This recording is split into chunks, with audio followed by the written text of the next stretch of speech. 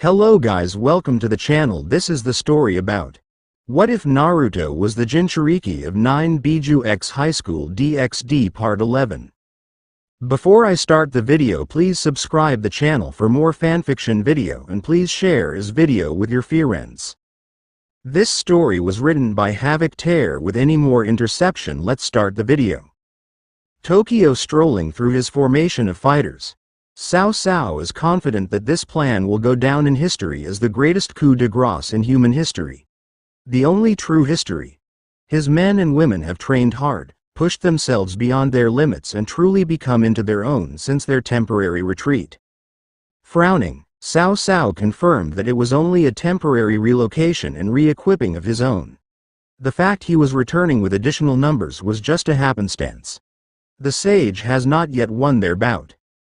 Reaching the end of the formed ranks, the descendant of Cao came face to face with some of his faction's strongest members. Heracles, Jean, Perseus, and the surprise return, if albeit temporarily, Arthur Pendragon.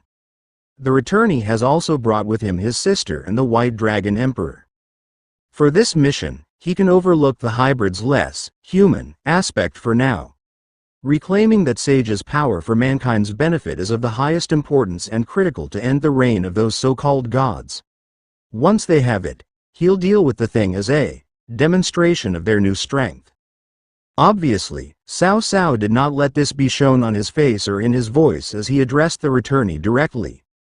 "I trust that your information is accurate, Pendragon." Pushing up his glasses, his face neutral, Arthur responded calmly to give away nothing. "I have verified it extensively, yes. The meeting of the Six Paths Pact had been delayed long enough for us to make it there, discreetly." With a stiff nod, the strongest human glanced to his own lieutenant and asked, "Georg, I assume you are ready for this too?" Despite losing his sacred gear, Georg was not weak by any means, but without his trump card that made him a credible threat to some of the stronger opponents, he is certainly not as strong as his colleagues.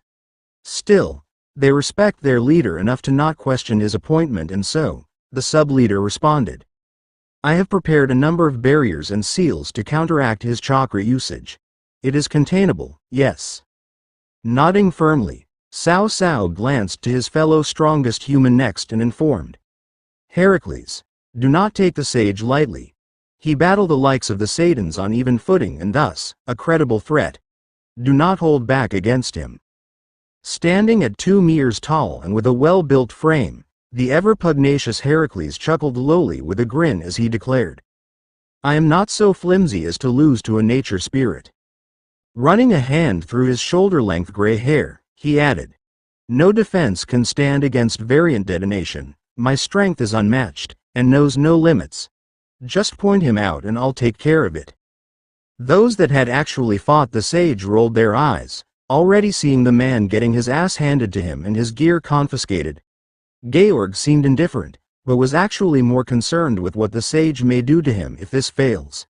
After all, he was spared once, warned twice, and now this makes strike 3.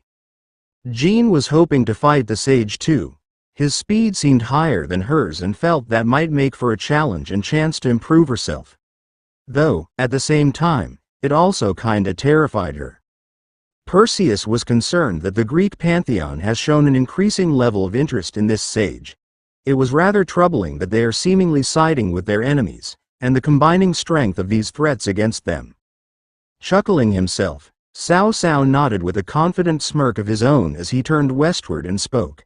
"Then, let us go and reclaim the light for humanity's sake." Greek pantheon. Underworld.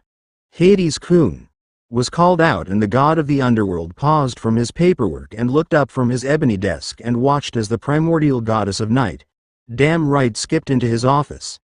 Though, this allowed the oldest Olympian to notice that she was in the form she took when visiting the Oriental regions for some reason.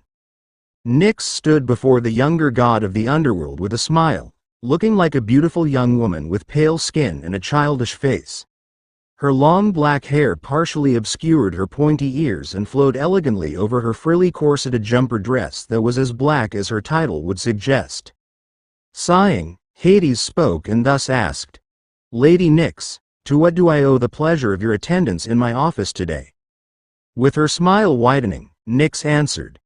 Well, you see, remember that being I told you about? The one who will be mine and become my champion of shadows. It took a few moments for the Olympian to recall their previous interactions and then nod, so she continued. Well, I found out that he will be attending a summit hosted by the Shinto in the Japanese city of Kyoto soon. Nodding along, Hades asked. So, this being of life is at the center of it? Why does that bring you to me?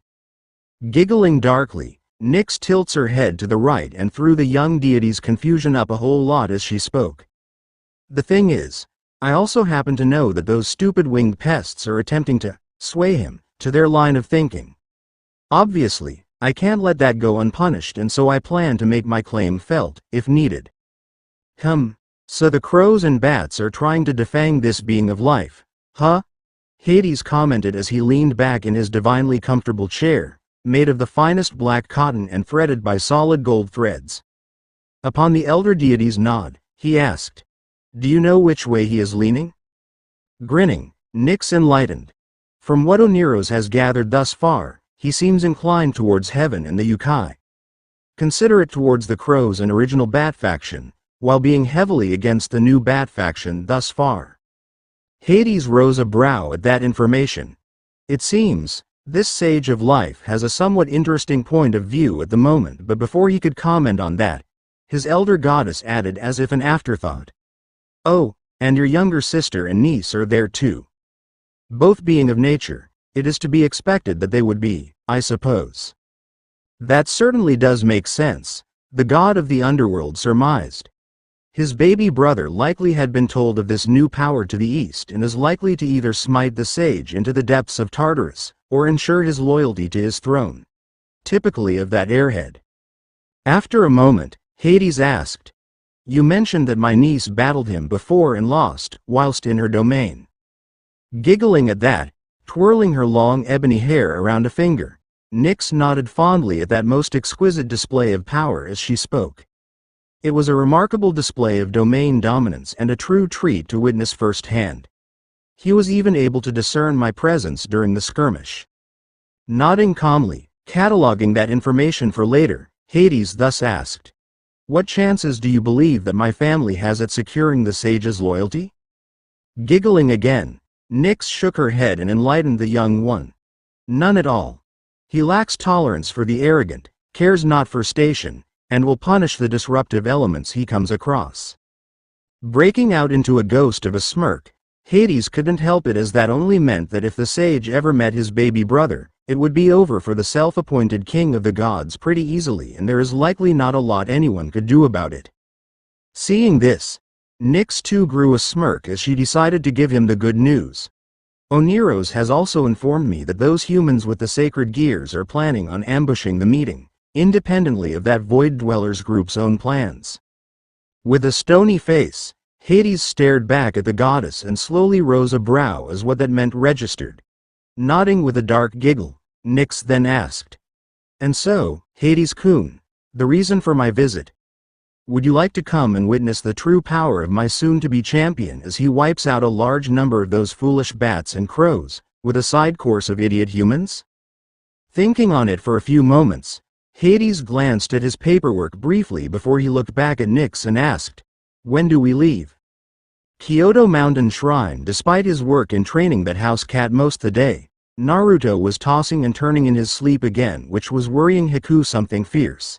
Here she was, in bed with her husband, childhood friend, and watching him unable to rest properly. Normally, she would have awoken him like all the other times, but she was insanely curious about what had her life partner's thoughts so troubled. Pondering it for a respectable 0.2 seconds, Haku made the decision to try something and began to draw on her new powers before slowly mounting her man, being careful not to wake him.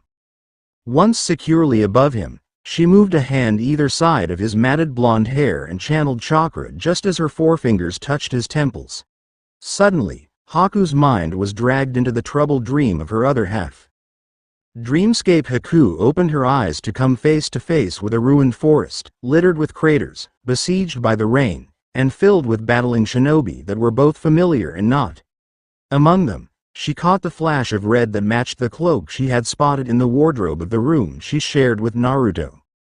Thus, she paid attention to the ongoing conflict between the shinobi and ignored the giant chain-covered fox and the massive snake attempting to constrict its movements fully.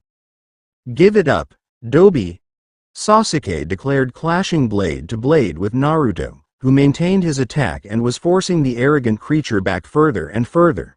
This annoyed the Uchiha to no end. Even with his Sharingan, he can barely defend, let alone counter. Thus he roared, "You can't beat all of us." Yet, just then, Naruto's scarlet katana erupted into a vacuum wind and forced the Uchiha back, a risk bisection. The next moment he too leapt back and evaded the chakra-enhanced axe kick from Sakura that shattered the fallen tree the two were battling atop. From the cloud of dirt and wood chips, the apprentice of the late Senju erupted forth towards her former teammate with tears in her eyes as she roared, "You killed them. Why did you?" She was interrupted by a similar dropkick she had attempted earlier, a clone of Naruto appearing from the treetops and slamming her down into the dirt with a thundering crash that rattled the ground. With a perfectly impassive face and voice, the clone informed, "You're supposed to be the smart one. Figure it out." It was promptly dispelled by a maul kick from the recovering medic, that spat blood as she stood, her Byakugo seal pulsing as her numerous injuries steam and heal shut. Sakura took the few moments to catch her breath, watching as her other teammates continued to battle and just how cold Naruto is acting and moving. So calculatedly, no wasted movements and with such overwhelming force, that even Sasuke and his Sharingan were struggling to keep pace. Even separated from the fox, her rogue teammate seems unassailable to contend with. Gritting her teeth, Sakura confirmed her resolve and her vow to bring Naruto home. At her back, Kakashi lands beside the cooling bodies of Tenzo and Sai. The slugs on them both were watching the fight not too far away. It seems, he had failed his teammates again, the rain masking his own sadness and guilt at how things have turned out and what he has to do. His sensei's son cannot be saved now. Following the gaze of the two gastropoda to watch as Naruto lands a solid kick to Sasuke's chest, sending him flying. Kakashi stands as he prepares to unveil the fruits of his training and adaptation of his old techniques, that does not require a Sharingan that he no longer has. Sliding to a stop, Sasuke spits the blood from his throat to the side and growled at his calmly standing former teammate, his face blank and void of any emotion. This irked him more than the fact that turning the whole world against him was his plan that the Dobi forced him to abandon. Now, growling again, the Uchiha roared, "You are such a fucking hypocrite, Naruto. You are doing exactly what I was saying I would do. Yet you beat me out of that. Now you." A not-so-distant roar cut the Uchiha off and briefly drew the blonde's attention, but his scarlet katana continued to ripple within a vacuum edge that suggested his guard was very much up. After a moment, the last Jinchuuriki looked back at the last Uchiha. Naruto explained, "This and that are totally different Uchiha." His fists clenched around his mother's blade tighter, shaking subtly in rage and despite equally as he continued with a light tremble in his voice. "I never wanted this, never planned for this, yet, you all forced me down this path." Taking a breath, Naruto's slit golden eyes meet the spinning tomo of his opponent and stated firmly, "You all betrayed me. The Alliance for claiming that I was a threat. The civilians for demanding my surrender for forced submission. The Leaf for not standing up for me. You all, my so-called friends, not standing up against the injustice." His chuckle lacked any mirth, warmth, or lies before he continued. "Even those damnable toads, so focused on that damn prophecy, that they tried to get me to go back and surrender. I warned them, they insisted. When I realized that they were giving you all my location, that was the final straw."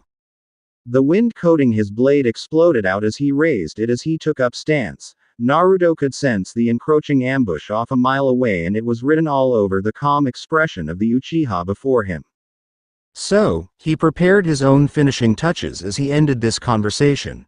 "So do not speak to me about hypocrisy, Uchiha. Your entire clan redefined the definition. I will take great care to wipe it from the history books from here on. As predicted, the Uchiha did not like the honor of his clan being called into question, and his fist ignited in a very familiar attack. An attack that has only ever been used to kill allies as far back as the Third Shinobi War and as recently as months ago, soon to be right now. The perfect coordinated ambush was about to be turned into the final showdown and breaking point for the legacy of Team 7. The winds of the blade suddenly erupted into dark azure blue flames that flow into black, and a clear sign of the two tails chakra being used. The Uchiha charged regardless, the call of 1,000 birds echoing through the wrecked forest. Behind the blonde was the charging medical kunoichi, her chakra folded and rippling in all its glory. This was it, Sakura mentally stated. Sasuke has his focus and is the clearest threat. Kakashi was at her back, in case his former subordinate managed to escape, his arm sparking in purple lightning. Guess, like its predecessor, its baptism will be against his own. The collective thoughts of the loyal Leaf Shinobi was, this is it. But Naruto is not so easily deceived. He can sense all 4 attacks, and the 3 he can see are largely feints. The Uchiha obviously wants to kill him. That hasn't changed. They're so ignorant of what he can do. They always have been, and never considered why he shifted from his vacuum blade to Matabi's flames. Why would he hand over control of his blade to one of his tenants? Thus, the blonde waited for the exact moment that the true attack from below broke the surface, his clan's infamous adamantine sealing chains, that he is far more familiar with than the traitorous wielder of these ones, and so, when they reached the point of looping around his arms and legs at once, a foolish move in his mind, he acted. Within the single second the chains needed to erupt and grab hold, Naruto did not use anything flashy or elaborate. Nothing fancy or explosive. No, he went back to basics in his counter to this supposed perfect, coordinated ambush. He substituted. The sound of flesh splitting, bones shattering, and breaths halting rang out far and wide along with the shock of what just happened. One moment, everything was going to plan and victory was all but assured. The next. Coughing up an excess of blood, Sakura looked down at the arm currently through her heart with both confusion and bewilderment. Idly, she noticed that her Byakugo markings had receded. That shouldn't have happened. A second cough and suddenly her strength was gone, eyes growing heavy as the cold set in. Something is not right here. The silence was broken by Naruto, who whispered, "Sorry about this, Lady Katsuyu. I never held anything against you." He was standing calmly beside one of the slugs from the 2 fallen shinobi of the Leaf, his hands in his cloak's pockets and sword back in its sheath, glancing to the white and blue summons. In response, the summon lets out a dignified sigh as one of its stalks looked to him. Katsuyu replied, "I do not blame you for this, Naruto-kun. I am just sorry it came to this." Naruto nodded as he looked back to watch as Kakashi caught the limp body of Sakura Haruno after the Uchiha pulled back his arm from her chest, and the sealing chains released. Frowning, he added, "Tell Shizune that she is the only apprentice again and that I am fine. No doubt, she's worried sick, right?" With a weighted sigh, Katsuyu reported, "She has been suffering from depression and insomnia ever since your departure, Naruto-kun. I am incredibly concerned for her.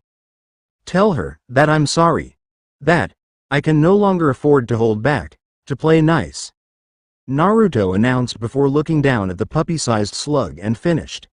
"That now, I am not coming back."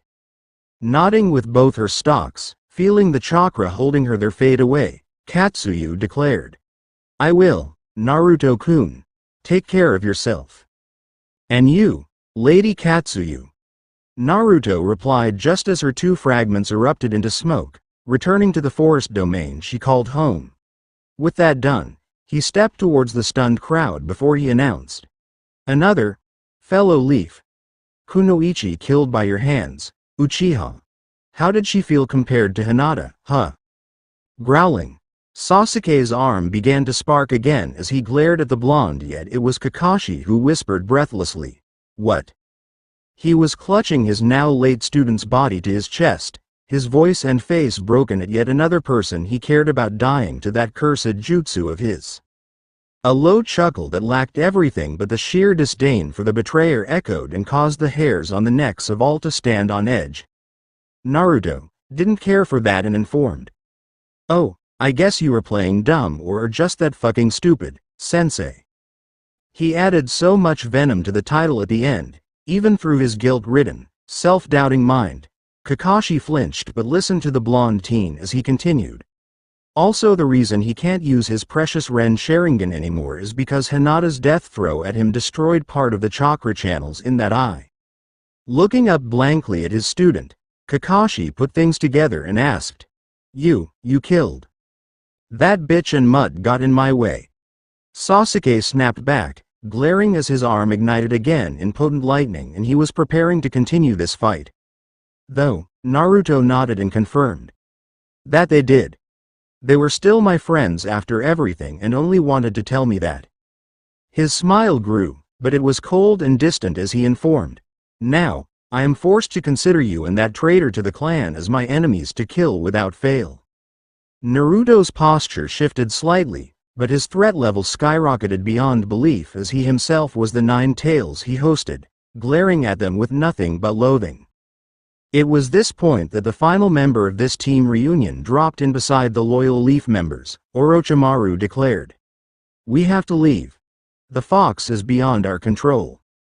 Placing the limp body of his pink-haired student down, Kakashi went to stand and comment, but fortune seemed to favor them when Naruto announced, "Looks like you get to live after all." Snapping to him, the Leaf Shinobi all noticed that Naruto was looking off to the distance and was likely sensing something they couldn't see at present. This is when the fox landed at his back and added, "We need to leave, Kit." Nodding, Naruto turned his back on the 3 living shinobi and offered his parting words, "Until next time, Hidden Leaf." Haku watched as the beast dispersed into chakra that flowed back into her husband's body once more before everything paused. She stood off to the side when suddenly Naruto turned to her with a brow raised and asked, "Haku, why are you in my head?" Blinking owlishly, the Yukihime was unprepared for such a question and was rather flat-footed. This caused the blonde to let out a sigh as the dream seemed to shimmer and fizzle away, replaced by a golden space that seemed endless. This left the two of them alone, but it would not last. Soulscape folding his arms, Naruto asked again, "Why are you intruding on my dreams and mind, Haku?" Swallowing nervously, never seeing this stern side of him, Haku took a breath before she explained herself. "Well, you were tossing and turning again." He sighed at that. Yeah, he supposed he would be seeing as he was having that dream again. With a frown, Naruto added, "That doesn't excuse you from intruding. My head is just that, my head." Blushing and bowing profusely, Haku didn't want to be seen as a bother and replied, "I am sorry, Naruto-kun. I was worried about you and—" "No need to be so harsh, boyo." A new voice and Naruto immediately snapped his attention to the side where an elderly man had appeared and was approaching. He had long white hair, mustache, and a squared-off goatee. Donning armor fit for the warring clans period, this man approached and allowed the blonde to notice the clan crest on the shoulders of his long-sleeved, black outfit, and that drew attention away from the 2 swords on his back. This old man added as he stopped not far away, "Her presence here is surprising, but has also helped you grow past that past of yours." He then glances to the Yukihime without turning away from the blonde and commented, "To show my thanks for your helping of my grandson, I shall not push you out of this reunion." "Grandson?" Naruto added, face stern, and eyes unmatchably hard. Regaining the old man's attention, who regarded his last living descendant calculatingly before he inclined his head then explained, "Yes, my dear Naruto. This is, what I believe you say, a once-in-a-lifetime experience." Confused but willing to wait for answers, Naruto nodded and so the old man turned to him fully and bowed lightly as he informed, "My name is Ashina Uzumaki, the last Azukage, and father of your mother, Kushina." Brows in hairline, Naruto responded, "Then, how are you here in my soulscape?" Chuckling lightly, Ashina rubbed his beard as he informed. You are aware of our clan's connections yet forget the domain in which you lay. Although blank-faced, Naruto mentally faced palmed upon recalling the fact that the shrine is technically Shinto domain and not Earth, an extension of their heavenly realm to which the Shinigami resides. The death god was clearly acting here on a whim no less. This act inadvertently awoke his tenants and drew their attention to the situation. Eventually, Naruto just nodded stiffly but kept his arms crossed as he responded. I see. So Lord Shinigami set this up. For what reason though escapes me. With his hands entering his sleeves, Ashina inclined his head briefly before he answered. Well, a number of reasons, though I doubt I know them all, my child. The whims of his deathly grace are beyond us. Haku slowly edged towards the blonde as he responded. So, Ashina Gigi, what brings you here? I doubt it's a social call. Humming at his new title, never believing he would be called such, Ashina replied calmly. Well, one of the reasons I am aware of was to inform you of something rather important. Upon the blonde's nod, he informed. The elemental nations will end in less than 2 weeks. Both Naruto and Haku gasped at the news. Well, Haku did. Naruto breathed in sharply through his teeth. Damn, how many people are? Ashina smiled and nodded, before he added. It seems that your job there was not yet done. When the world turned on you, their fate was summarily determined. It was only sealed upon the death of the one you know as Hinata Hyuga. Swallowing thickly, Naruto asked hesitantly. Hinata, she helps save the world too? Ashina nodded gravely before he informed. Together, you two were the keys to their salvation. Even if you were to return now, alone, you cannot save them. Even with the backup known as Hanabi Hyuga, their end is all but certain. Naruto exhaled sharply, unsure how to think of this all. On one hand, they deserve it. On the other hand, there are plenty of innocent people who don't. Seeing this conflict upon his grandson's face made Ashina immensely proud of the man his grandson has become. He, like the others, have watched this young man start with nothing and work hard to achieve everything. Only to be betrayed by the ones he was supposed to protect, in the so-called promise of peace. Though he was incredibly troubled by one of their own turning against him too, that is being handled by his daughter, so it should be fine and corrected shortly. So for now, he informed his grandson of the rest. However, there is something even more important to discuss. Snapping both the living out of their thoughts and onto the spirit before them. Seeing this, Ashina broke into a smile as he announced. Happy 20th birthday, Naruto Uzumaki. Blinking owlishly at that, both Naruto and Haku stared to one another for a moment, then back at the old man, only to find a sea of redheads at his back, all cheering and holding up banners. Some wishing him well, others congratulated him on his achievements, and some just wishing him well. The world-deafening cheers that erupted snapped the blonde out of his confusion, his eyes widening in both realization and surprise that his whole clan, since its inception, had suddenly appeared before him to celebrate his birthday. None blamed him for his welling tears that promptly fell across his whiskered cheeks, or missing the arrival of all 9-tailed beasts, as his eyes traveled across the sea of predominantly scarlet-haired people and even spotting numerous familiar faces. Hinoka for starters, he remembers her from that deserted island. He remembers she was a ghost, which is why he hadn't forgotten her. Nagato was there. Wasn't he supposed to be in the Sword of Totsuka? That girl who fought for Orochimaru and was beaten by Temari and Shikamaru. Though, she didn't look as angry anymore. Guess she found peace in death after all. That lady with the paper tags in her buns and rumbas on her forehead looks familiar, and for the life of him, Naruto can't place the name. But the one person who should be here, he couldn't see. She is supposed to be here, right? Yet, out of the sea of red came a very familiar twin pigtailed blonde that drew his attention and caused his breathing to halt. But, is she supposed to be here if? The woman brought him into a very familiar bone-crushing hug that he was eager to return and enjoy, even if it's just for now. Naruto barely whispered through his tightened throat, though he managed. Ba-chan. Pulling back, but not releasing him, Tsunade's face was filled with tears herself as she beamed at him and offered. "Brat, I'm glad you made it." He nodded frantically, but he stammered, "But, how?" Chuckling, Tsunade led his gaze to that lady he couldn't place the name of and informed. "That's my grandmother, Mito Uzumaki. So, through a technicality, I am an Uzumaki too. Even though I go by Senju." Said woman approached elegantly and with a graceful smile as she spoke to her successor. "Yes, well, as my little Susu has explained, I am Mito Senju ne Uzumaki, wife of the Shodai and your predecessor as the first Jinchuuriki of the Kyuubi." Naruto's eyes widened at that, though Mito glanced up at the beast she once caged and commented. "I hope we can let bygones be bygones, Kurama-san. We were clearly ignorant of your true nature and I wish to formally acknowledge our wrongdoing in the whole affair."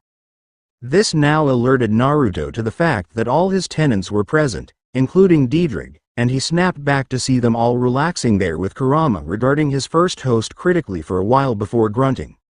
"Bearing a grudge against the dead is a waste of energy. Besides, it led us to find our newest family member so I can let it slide, this time." Smiling, Mito nodded before looking back at the only living Uzumaki present and then she informed. "As for you, Naruto Uzumaki, I have been told many things about your exploits from both my granddaughter and husband. You have done us all proud, immensely proud in fact." The entire sea of Uzumaki nodded in unison cheering that point and caused Naruto's cheeks to begin to host more tears.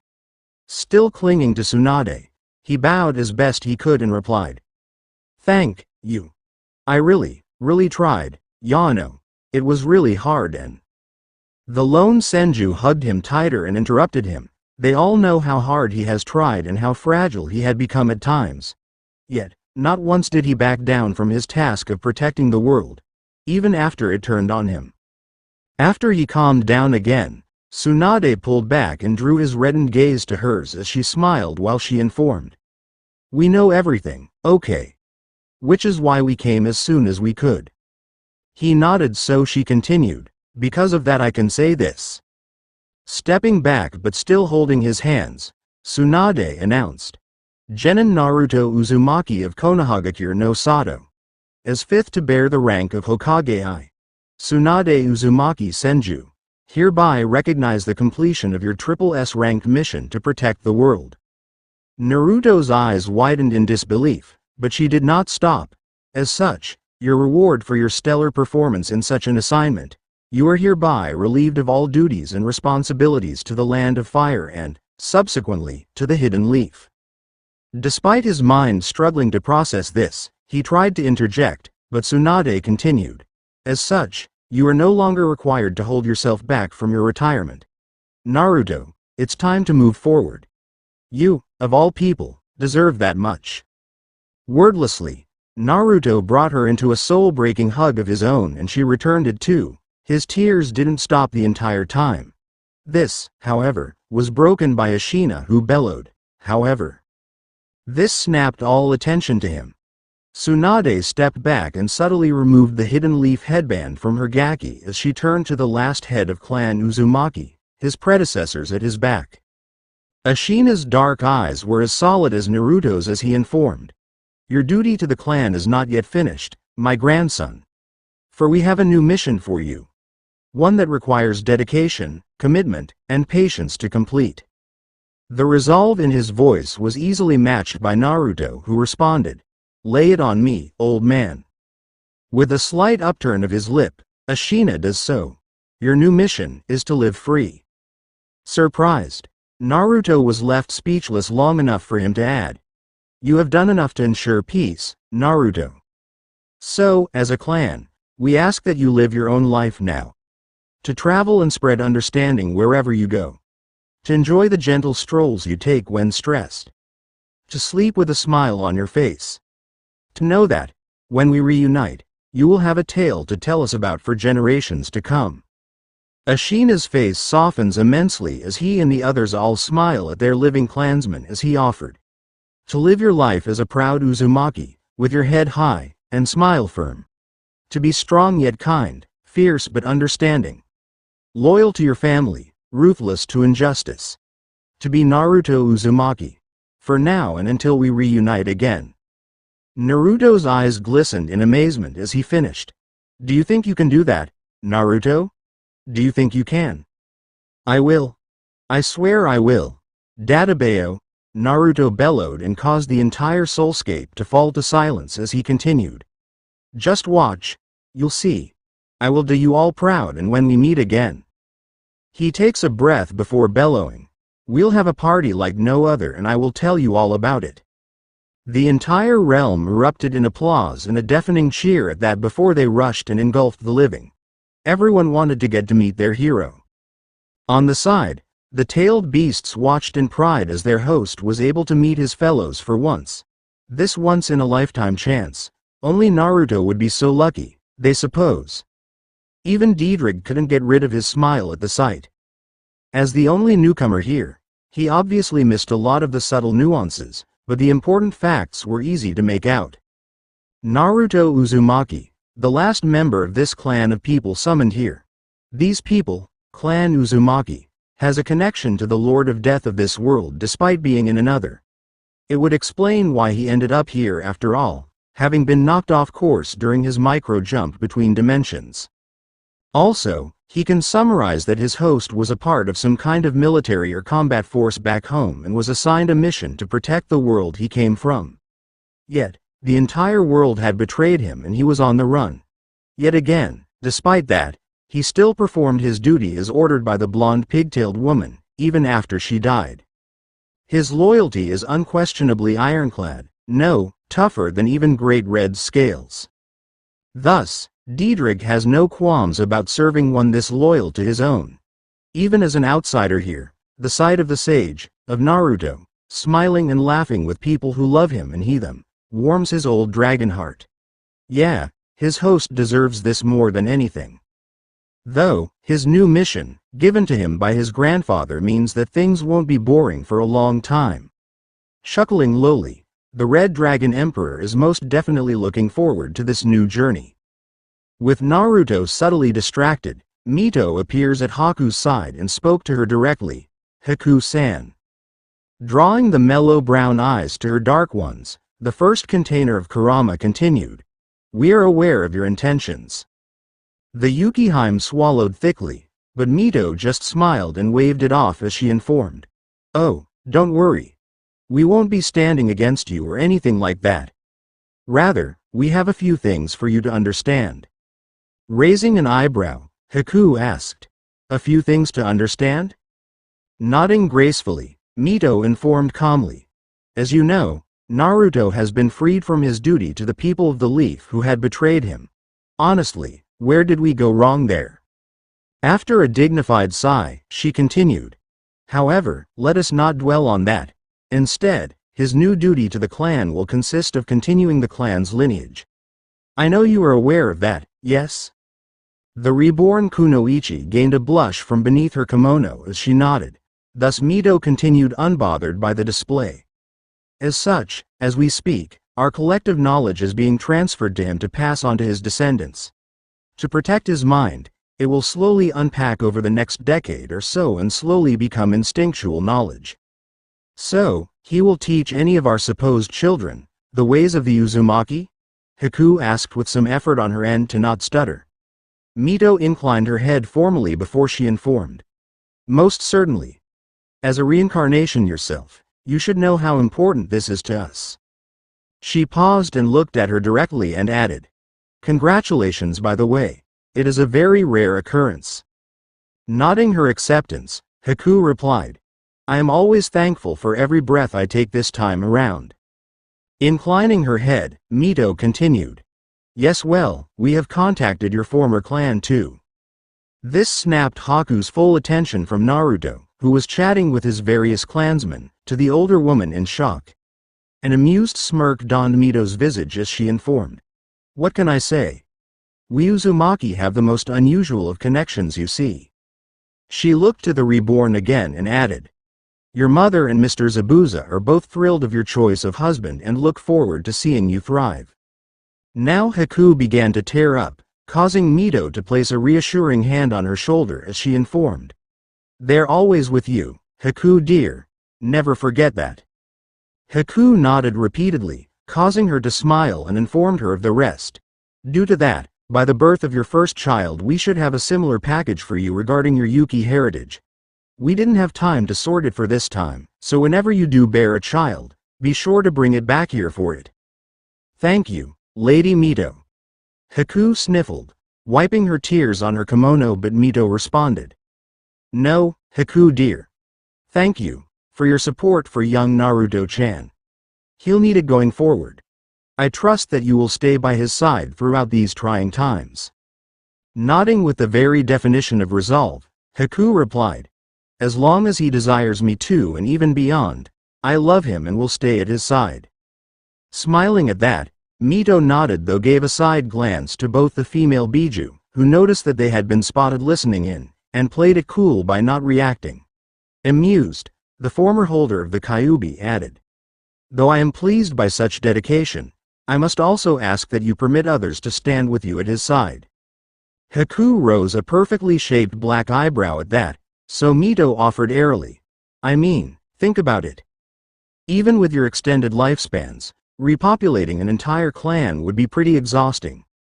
No doubt others will want to be a part of such an arrangement, and thus, you should be happy that they are just as happy to do so as you are, no? Frowning lightly, her Yukiheim sighed, making its presence known. Haku stated, but, you know he's mine. Humming, Mito attacks this from a different angle. I know that, dear, however you know that might make him slowly come to resent you, no? Looking absolutely horrified by that suggestion, Haku was swift to backtrack. I mean, I'm his number one. As long as they don't usurp my title, then I could possibly look the other way. Humming again, Mito did not let her amusement be shown nor heard as she spoke. I am sure that would be acceptable, but being so rigid will give you wrinkles. I only ask that you keep an open mind, dear. That will be sure to keep you at his side, always. Mulling over that, Haku supposed that her husband's happiness was in fact more important than anything else and would keep him rightfully at her side. So, it could be wise to perhaps, maybe, if properly vetted, and carefully considered, that perhaps she could potentially, and conditionally, be able to contemplate the notion of other women being close to her husband. Mito watched the conflict of interest battle across this young woman's face and was somewhat amused at her trying to make herself comfortable with the idea of polygamy. Normally, she herself would be against the idea on the simple basis that it's against her nature of duty. However, the clan is not in its prime anymore. There are literally only 2 male and 3 female Uzumaki left.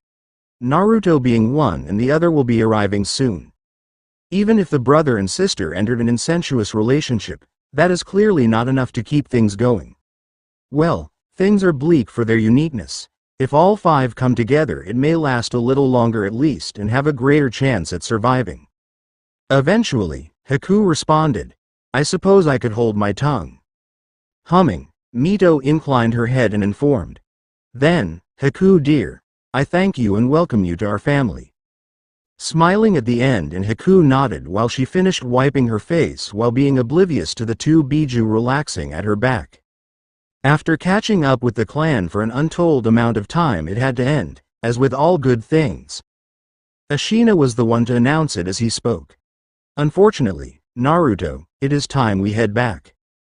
Taking a deep breath, Naruto nodded as he and many others got to their feet as he replied. Yeah, I supposed it had to end at some point. All things do.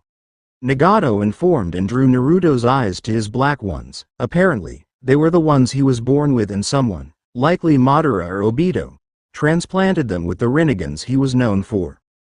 Sighing, the living among them nodded and responded. But we'll meet again, right? This is not a goodbye, but until next time. Most certainly. Mito replied firmly with a nod, though Ashina stepped forward and brought his grandson into their first and last hug. When they pulled apart, the old man held him at arm's length and smirked.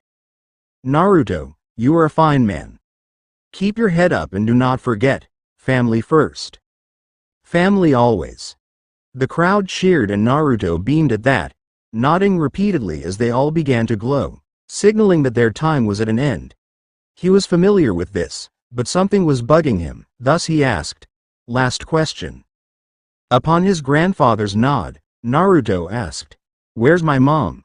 Everyone blinked at that, from Mito and Tsunade, to Ashina and Nagato, sharing looks before they all looked back with knowing smirks. Though, as they slowly faded away, Tsunade informed him, "She's around. You'll meet her soon."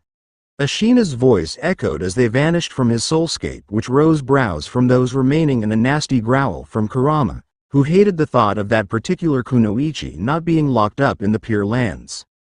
Ignorant of the thoughts of his oldest tenant, Naruto was thoroughly confused by that but did not have time to dwell on it too long as suddenly everything went blank. Garden not one person could have missed the shift in Naruto's mood. He smiled and laughed. Joked around with his fellows. He roughhoused with Izuna while Aoi watched the duo play with the cubs. Kuno joined in too and it was all giggles after that. Naturally, seeing his good mood set everyone else at ease. Yasaka was thrilled to watch Narian and Kuno interact outside the realms of teacher and student, building up their relationship with one another. It gave her a way in to become more with the sage and perhaps learn more about him. Gabriel was just happy to see the future of heaven smiling and cheering while playing with the young children. The aura filling the air seemed to light up due to it too, creating a beautiful atmosphere for everyone and a sense of peace for all. Benamune too was simply relaxing with her peer cousin, sipping on a juice with an umbrella in it and a smile. Laying back on a long chair and not having any cares about anything but relaxing. Though, she did occasionally wave and laugh at the kids or Narian when they came over. Surprisingly, the exorcists were all too willing to get stuck in with the childish antics of the rough play and placing away the swords and armor in place of a day of make-believe. Princesses were rescued, villains slain, and heroes were made. One such princess turned out to be the devil heiress known as Rias Gremory in the biggest battle of the day, just before lunchtime, and saw the cubs beat the evil army of Lord Pudding Fishcake, aided by the mighty Knight Kiba and the soft priestess Asia. It was a little chaotic and regrettable, even for Graphia when she came to call for lunch at all the puppy dog eyes. Though, Kuroka, who had been the previous princess rescued, managed to convince them that the journey was not over yet and they needed to eat for the harsher journey up ahead. None have ever gotten the kids to move faster and more organized. Seeing that, Naruto chuckled from his place on the floor, still leaning back on his hands while covered in dirt and cardboard slices, though he still held a true smile. Unbeknownst to him, many of the women around found the sight absolutely breathtaking. Even the secretly peeking Aoi, not that she would ever admit it. A hand appearing before him caught his attention away from the retreating kids and he grabbed it, allowing Izuna to pull him to his feet while he asked, "What's got you all smiles, man?" Chuckling to himself, Naruto regarded his fellow sage softly and replied with a bright smile. "Just a good dream, and a nice day. No stress and good food, seems perfect for us compared to back home, right?" Amused, Izuna couldn't deny that considering that life expectancy in his day was around 12 years, if lucky, so nodded as he answered, "Yeah, I suppose you are right. Not needing to worry about anything but the here and now." While still grasping the Uchiha's hand, Naruto patted his shoulder with a grin before they released and the two headed towards their two ladies, who were awaiting them, and together they headed to the mess hall for lunch. Obviously, Haku's mood was always a mirror of Naruto's and she had been playing with everyone at first, but then moved to the side to start reading some of the medical texts he had given her. After lunch, as he stretched out in front of the mess hall among the beautifully clear and sunshine-filled day, Naruto was approached by Cereal, who asked, "You seem to be far happier than before." Glancing at her with a casual side eye, Naruto offered, "Yeah, it's a good day." Though Naruto noticed her knowing smile and he huffed before he commented, "I would appreciate you keeping your mouth shut." Upon the seraph's hum, he glanced to her just in time for Cereal to nod and confirmed, "I do not wish to sour our friendship. My lips are sealed." It was his time to hum and nod, before grinning. Naruto then asked, "Why not join us? It is rather." Suddenly, Tajima appeared beside his uncle and bellowed, "Hey hey, Uncle Narian. Can you teach me how to use those super cool knives you and father use? Naruto rose a brow at the young cub, wondering if he was being serious, and upon the kid's honest nod, he countered. Where are you with your taijutsu katas? Taji whined as he groaned. But, taijutsu is so boring. Shaking his head in disbelief, Naruto replied. Taijutsu is the basis for everything. Heck, I knew a guy, a master in fact. He looked up to Izuna, then to Haku, both of whom were paying attention as he informed them. A master of the 8 gates. The sages both paled visibly at that, drawing literally all attention to the conversation, with the Angel of Death locking in on this. Sariel was the one to speak next as she asked, 8 gates. The grim look on Naruto's face when he nodded created a foreboding feeling that began to settle in on the uninformed. Swallowing hard, Izuna asked. How many? All 8. Naruto confirmed, and the sage began to sweat. Nervousness covered his frame and really making everyone else incredibly uncomfortable. Seeing the most powerful beings most have ever seen paling and sweating at the mere mention of some kind of technique was terrifying. Haku was up next, worry in her voice as she spoke. Is he alive? The silence was thick and no one really knew why, but when Naruto nodded, it sent people on the edge of their seats as he explained. I fought alongside him, for a time. I have seen him hit 3 gates, the gate of life, with semi-regularity, didn't think much of it, maybe a little cool. Izuna nodded as he whispered. I've heard rumors. Punches that ignite the very air itself and enable the use of ranged fire blasts. That stunned everyone, but Haku added. But it's all air friction and pressure, yet said to be unblockable.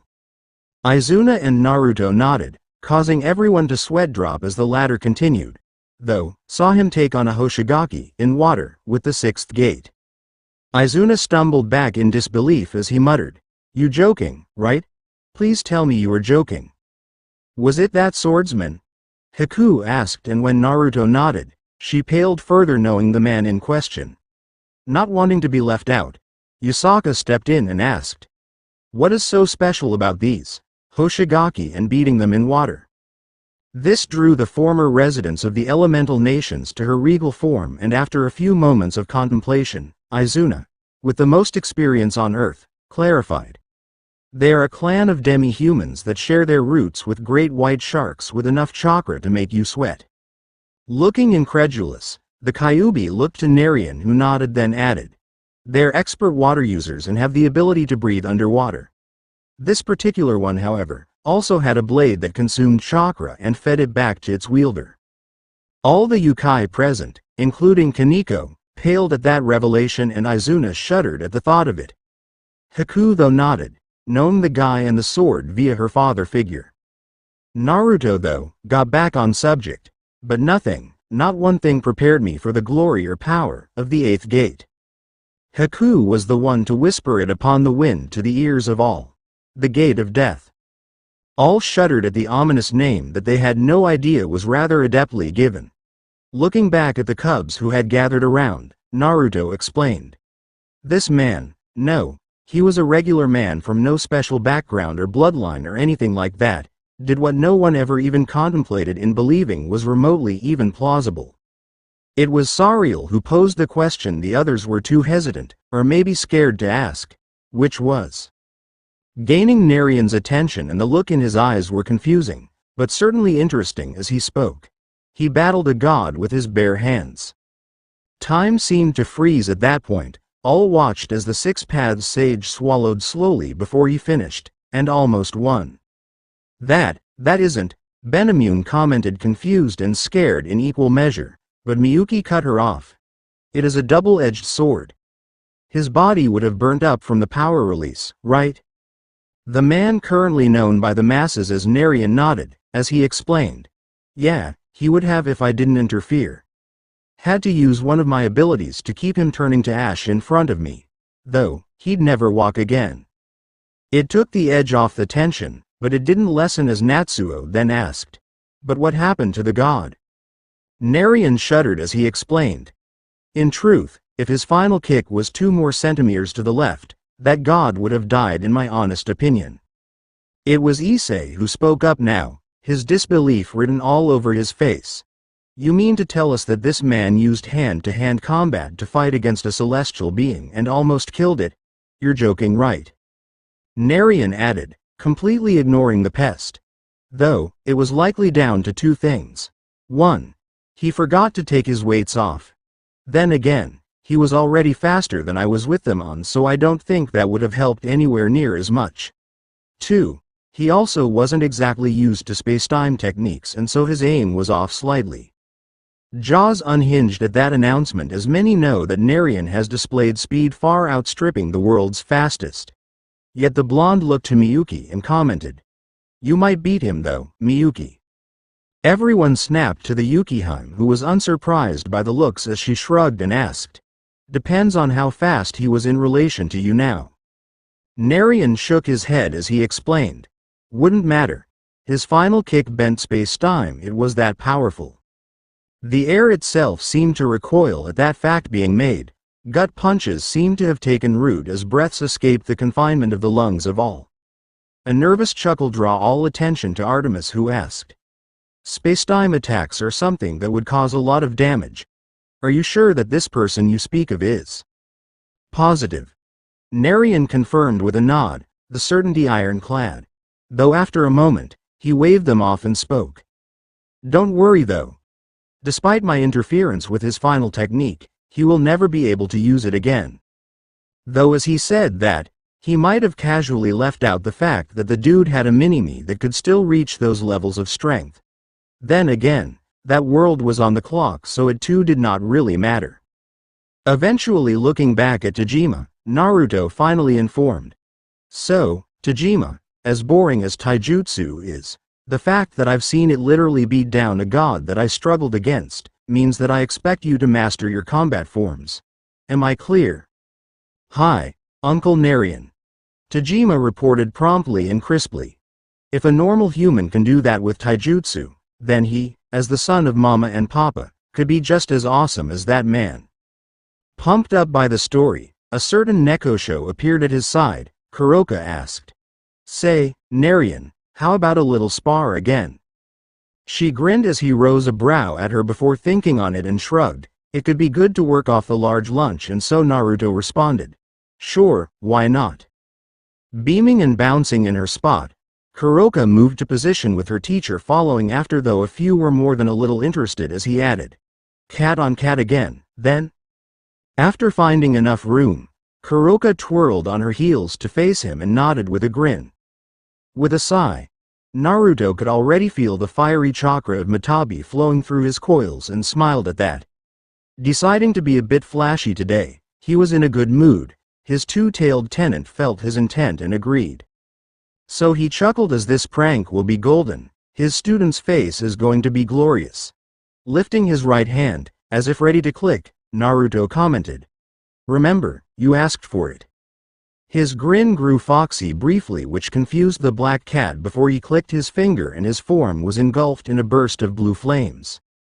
When it died down, in the place of the 6-foot blonde sage was rather a shorter 5'5" woman with vibrant blue, shoulder-length hair with 2 black ears poking up and 2 blue tails, with a type of pattern in black swaying at her back. She had pale skin and a really cute face, and a bigger than Kuroka's chest and a cheeky smirk upon her lips. Though, what caused the shorter cat to take a step back were the very distinctive mix-matched eyes, one that was a pale yellow and the other a deep green. Stammering as she took a step back in dread, skin going pale and tails puffed, Kuroka muttered, You, shouldn't you be?" Giggling softly and far too innocently to be real, the woman tilted her head with a single finger on her supple lips as she asked softly, "Oh, what do you mean, Kuroka?" Though her tails may have given her away as they were swaying very, very aggressively and simmering with dark blue embers flicking off them. Though a certain pawn gawked at this form of the sage, her ass was no way comparable to a Kano senpai, but her breast-to-ass ratio was absolutely perfect and her hips added to the sexual appeal. Damn, Menma is a weird guy, but that is one sexy form. Though for some reason, Kaneko, Yasaka, and Hitomi, the six-tailed vixen with pristine white hair and fur upon her six tails, all had an almost instinctive and immediate dislike for this form of Narian. None could really say why. Kiba had to clear his throat and look away, though Gasper was staring unashamedly, especially when claws were slowly extended from her fingertips. Akeno was curious as the sense she was getting from Narian now had shifted subtly, and to all her senses, he was coming off as a she. Kind of like a far more powerful Kaneko, but many, many times stronger. Though, the most interesting reaction came from the goddess of maidenhood, the hunt, and the moon. Artemis offered with a sly smirk. Oh, how interesting. How very interesting. Kyoto Mountain Shrine under the twilight of the setting sun. Rias sighs as she finds herself staring at Menma, who was laying down with his head on Miyuki's legs. The Yukiheim had originally been reading some kind of scrolls when Menma was transformed into that Nekomata and gave Kuroka the Stray a very thorough beating, but was now seemingly plaiting his long roguish hair as he slept. Resting against her former rook was Kuno, Lady Yusaka's daughter and heiress to the Western Yukai faction, who was similarly tuckered out from the excessive playing they have all done today. The young Kitsune was curled up beside the older blonde, his arms secured around her as if to protect her from the world. Probably was the safest place to take such a nap, in the embrace of the sage. Originally, the Gremory heiress was hesitant on how to handle her former piece after Grafia told her of her blunder the day prior. Honestly, what was that maid thinking would happen being so brazenly obvious? Asking for the very symbols that represent everything he hates about them back after he had taken them from a fellow wrongly accused victim of their less than honest use.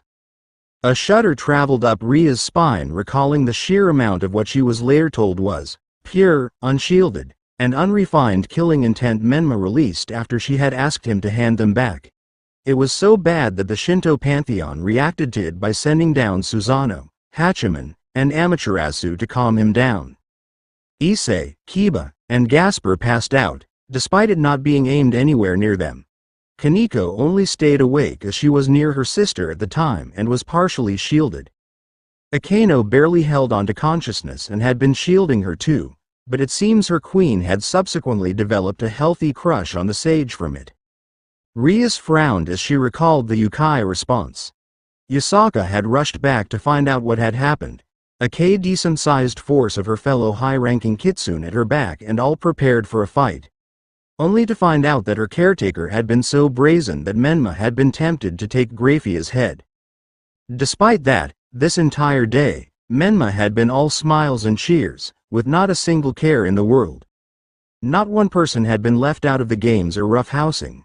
Rias recalled playing princess on one of the super-secret missions the kids took part in. Kiba and Asia acting as their supporters. Compared to previous days, Menma's whole aura had been warm, comforting, and welcoming.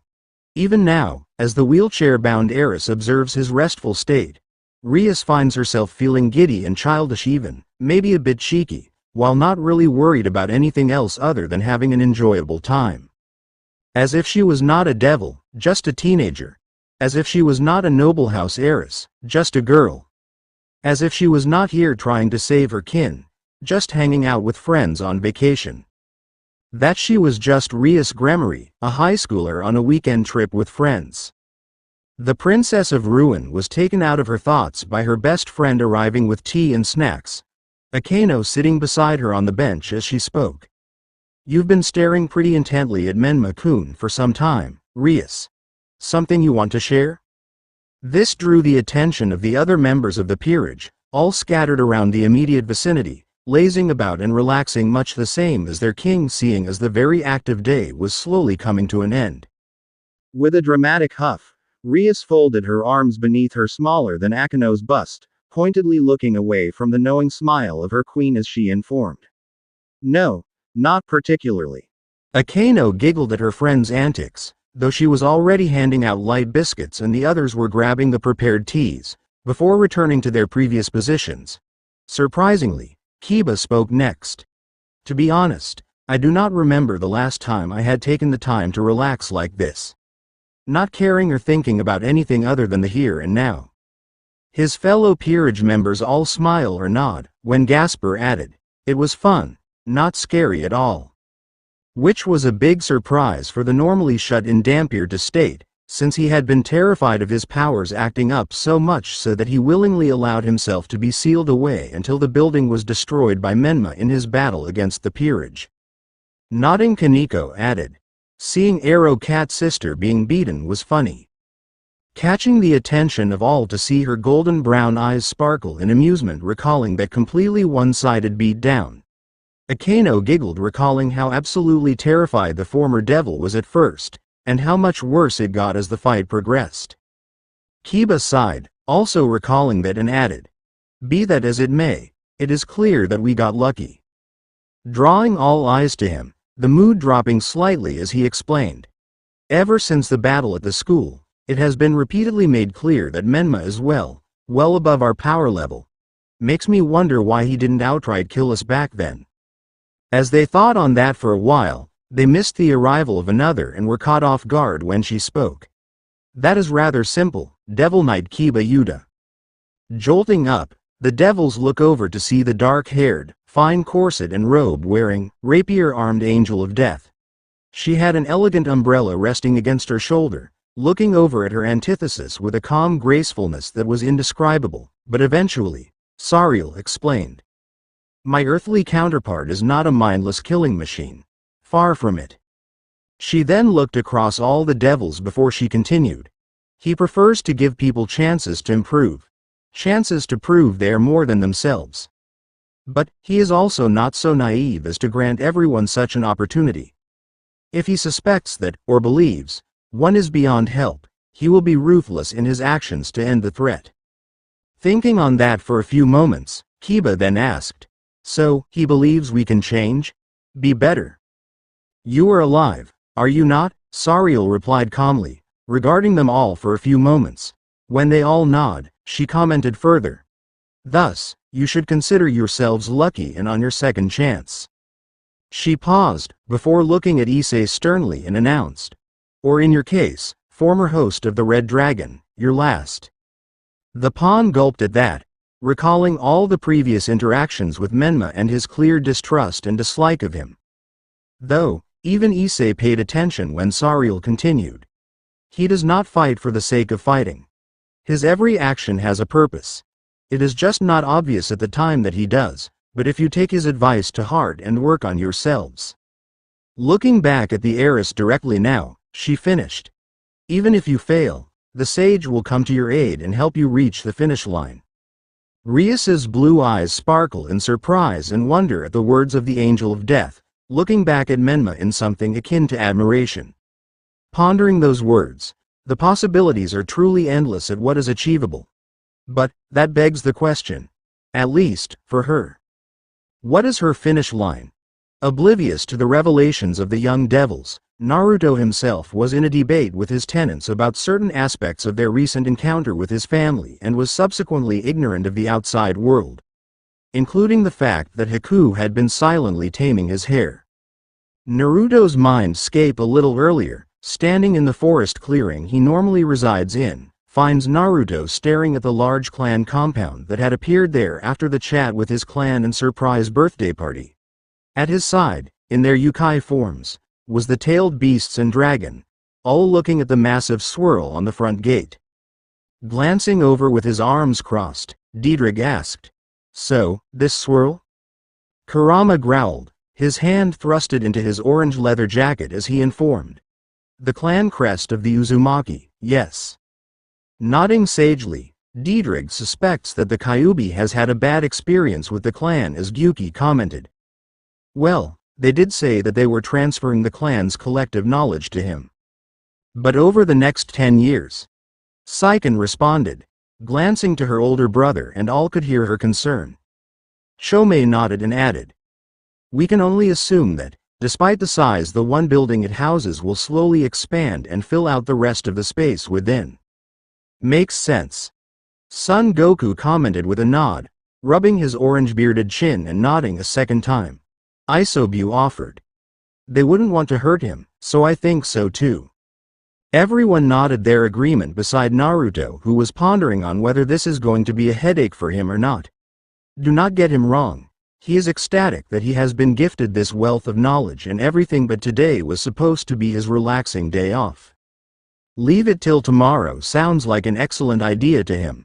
Unfortunately, a very pushy Hano no Kaibyo was present and took his hand to pull him towards the gate. Matabi announced. Stop stalling and let's check it out.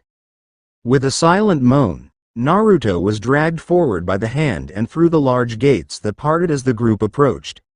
As Chome predicted, the area was largely empty field and had only a single building in the center. It was stereotypical of the Uzumaki clan, if Kurama's grumbling about it was anything to go by. However, there were clear outlines for the other facilities that one might find in such a place besides living quarters. The labels on the plaques informed of the space's purpose. From farmhouse, to hospital, and even forge, it was confusing as none of these would have an actual function inside a mental plane like they were in. Reaching the central building, it simply said main house, and the group all piled into the small house to find. Naruto blinked once, then twice, before he approached the central desk in the deserted room and collected the note from the scroll resting there. It read simply, "See you soon, your Ka-chan." Confused, Naruto looked around and all his tenants were equally as confused. Beside Kurama, who looked damn right murderous at the thought of that woman coming here for any length of time without the opportunity to eat her first at least. Diedrich spoke up, the most curious about the fox's behavior. "Say, this mother of yours." All eyes land on the dragon, who was looking directly at his host as he asked, "Why does Kurama have such an intense reaction to her?" Amused, Naruto glanced at his oldest tenant briefly before he informed his newest guest. "They have history, a lot of history." "I get that," Diedrich commented dryly, unamused with his host's cryptic response, and was going to press, but Kurama just snapped it out. "She was my second host. Between Naruto and that Mito you saw from before. She's a nasty piece of work too." Everyone but Naruto rose a brow. The blonde just snickered, knowing why he was so angry, and the human form fox glared at his container.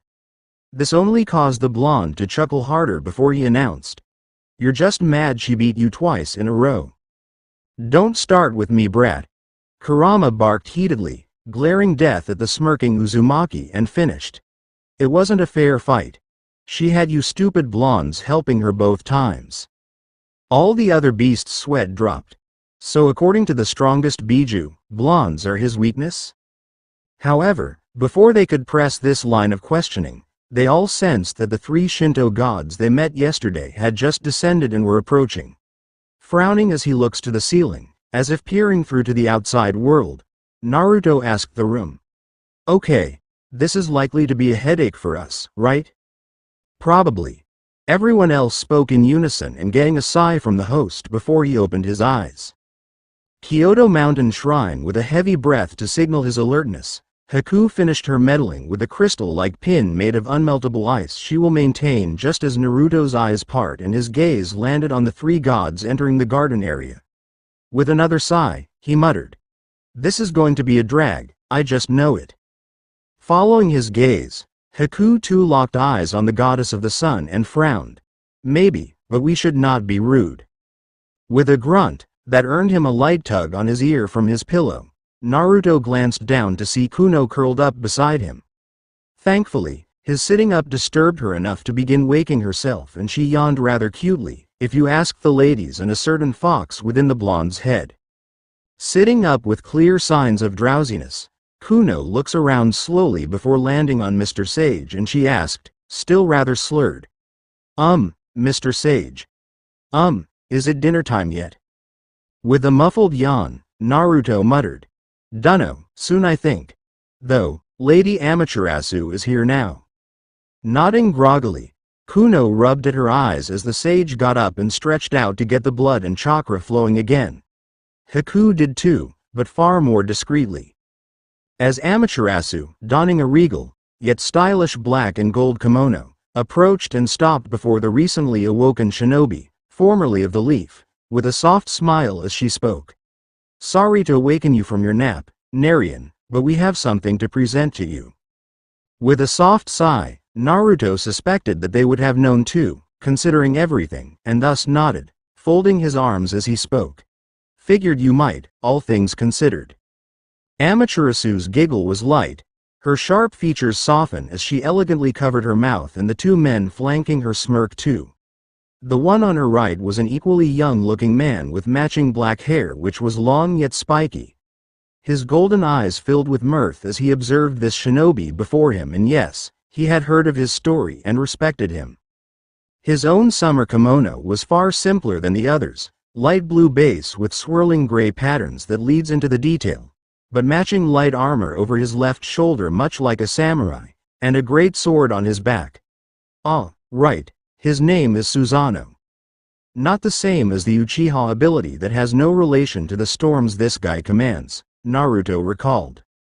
Yet, just as the shinobi regarded the other guy, known as Hachiman, who had just handed Amaterasu the bundle he was holding, and she then presented it to the sage while she explained. Yes, well, we came up with this upon hearing about everything and do hope you like it. Everyone was watching this interaction eagerly, and many were curious about this abrupt gift-giving, it seemed, from the Shinto gods to the sage. More so, there seemed to be something more happening that they were not aware of.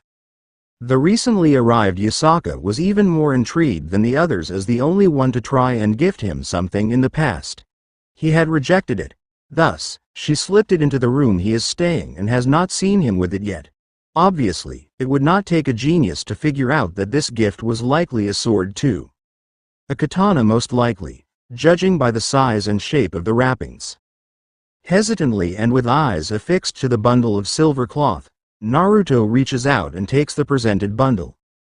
As the sun goddess takes a step back, he unravels the cloth to reveal a finely woven tsuka with dark crimson cotton threaded tsuka ito. But what got a smile from the shinobi was the attempted Uzumaki swirl in the center.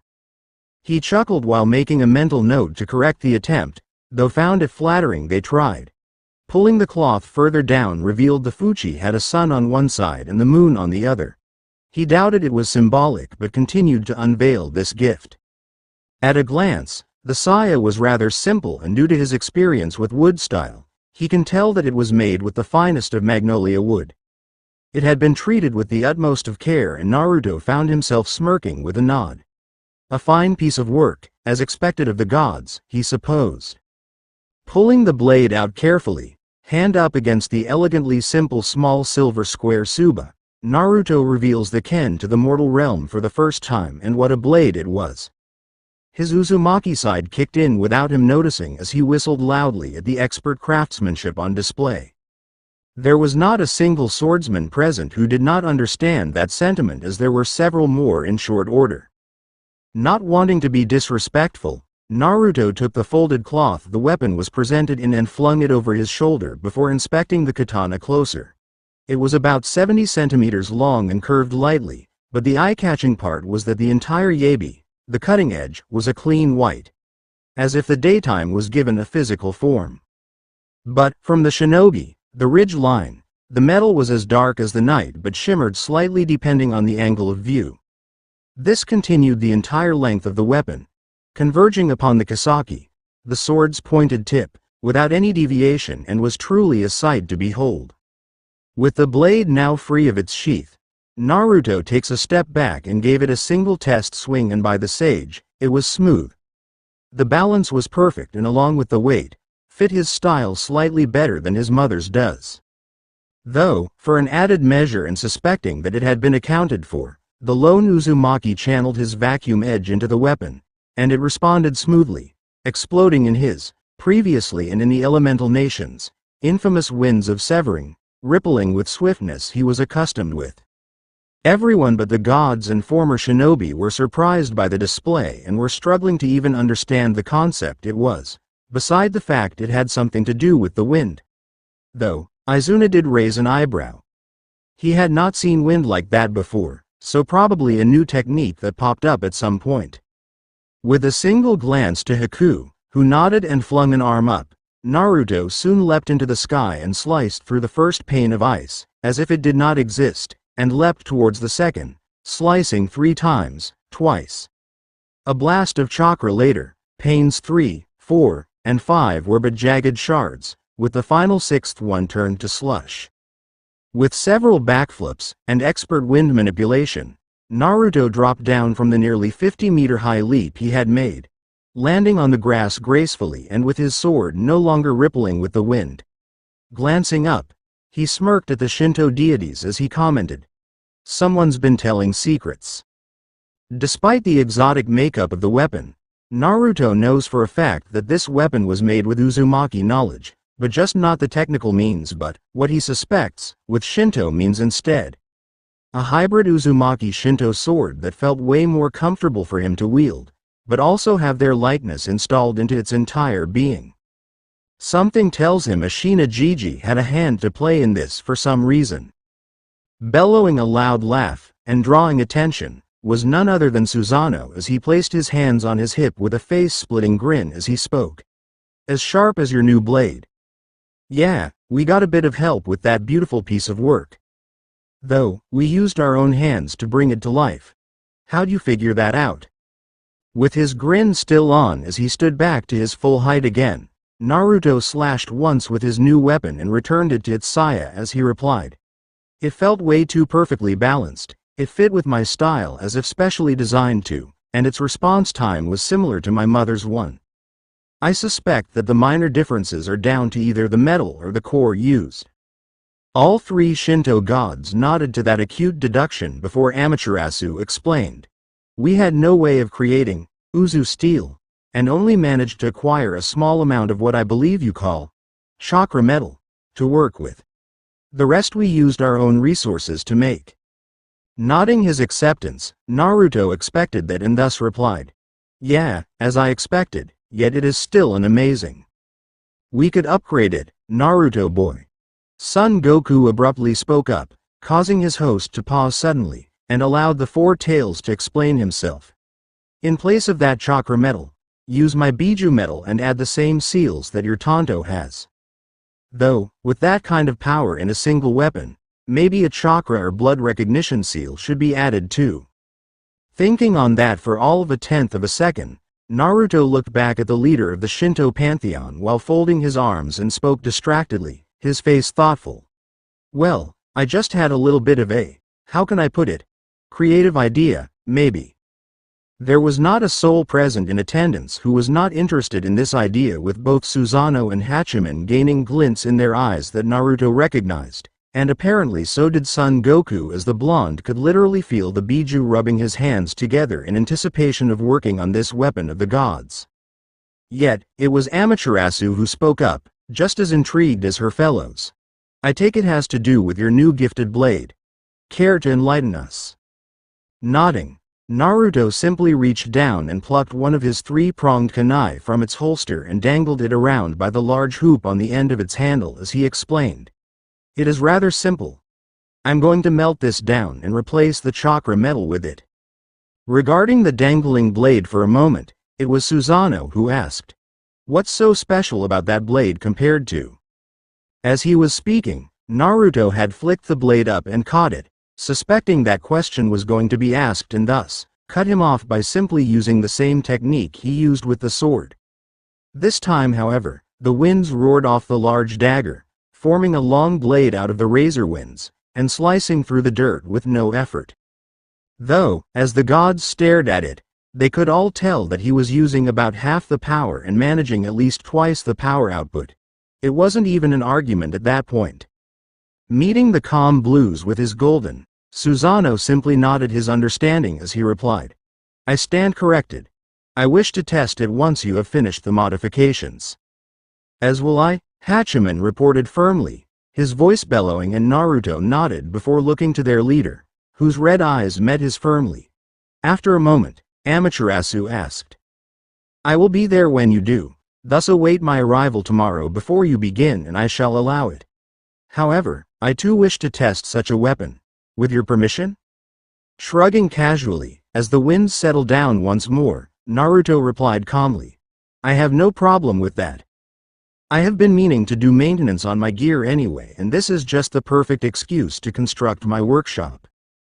Everyone rose a brow at that, so he clarified after a shrug, "As I am typically not this stationary, I use my earth abilities to build a temporary workshop to service my equipment, and once done, I return it to the ground. Nodding in understanding, Amaterasu informed. Then, you wish to construct one here in this shrine? If allowed. Naruto confirmed with a nod, to which she returned. The sun goddess informed. Then tomorrow you will be allowed to construct your workshop here in the garden. Nodding, Naruto was about to respond but paused a moment, then turned to Izuna and asked. Nate, you need to service your sword too, right? Now that you mention it. Izuna began as he thought about the last time he did. Yeah, it was before they got here, and so nodded, then finished. Yeah. Could use a little bit of work. Especially after clashing against your Benihime. Nodding again, Naruto turned back to the Shinto pantheon and started again. So yeah, that sounds like a plan. Smiling lightly, Amaterasu stated. Then, we shall see you tomorrow. Just as they were about to leave, Naruto called out, wait a sec. Gaining their attention, and he immediately bowed at the waist, a full 90 degrees, and stated, thank you for everything. It meant a lot to me, and so, thank you. Don't mention it, kiddo. Susanoo informed with a wave of his hand as he walked towards the bridges and finished. You've more than earned the reprieve. Certainly. Hachiman informed as he too turned to leave. As Naruto rose up, he bore witness to Amaterasu bowing her head respectfully before informing him. Stay true to your path, and we will always be here for you. You have earned as such already. Aiding your journey is only natural for us to do. Naruto nodded with a smile as he watched them all return to the godly realm, idly noticing Haku step up beside him, and she asked. Then, it was them? Without a doubt. Uzumaki informed before pausing and regarding the Yukihime at his side with a brow raised. Naruto asked. Though, I have to ask, what did you do to my hair? Haku just smiled softly at him, knowing full well that he knew what she had done and not needing to answer that question further. His sigh signaled the end of that particular craziness. This is when Yasaka finally approached, overwhelmingly curious as to why the Shinto gift was accepted and why hers was not. Those thoughts evaporated upon noticing her daughter appear beside Narian and clasp his hand while rubbing her eyes, and him taking hold of hers with a smile. Thankfully, his voice snapped the Kyuubi back to now as he spoke. Yasaka-san, welcome back. Blinking, Yasaka looked back at the sage and nodded, recalling why she had returned ahead of schedule, thus informed. Ah, yes. Something came up and I was wondering if you could take a look. Both Naruto and Haku rose brows. The others present all remained silent as the leader of Kyoto explained while gesturing to her side. My good friend here is suffering from solidifying chakra. Huh? Naruto cut her off, looking to the Ichibi with flawless pale skin, long white hair and fur that screamed elegance in a different tone than the Kyuubi at her side. A somewhat more subtle frame, and all in all, a rather delicate-looking vixen. All three newly arrived vixens were surprised by his correct deduction, with the one afflicted stepping forward and bowing, announcing herself with a courtesy. Correct, Lord Narian. My name is Sei Muika. A kitsune of 8 tails and stand-in for Lady Yasaka for clan head of our clan. Nodding in understanding and rather absent-mindedly, Naruto was far more focused on what his senses were telling him, and, in all honesty, it puzzled him. Though, his council of beasts were studying the sensory feedback extensively, none more so than Kurama himself. He had seen something similar to this before, but not as light as this case. Seeing her man distracted rather heavily, Haku asked next, looking between all three kitsune. Is this a common occurrence for your people, or is it just an isolated and unique case?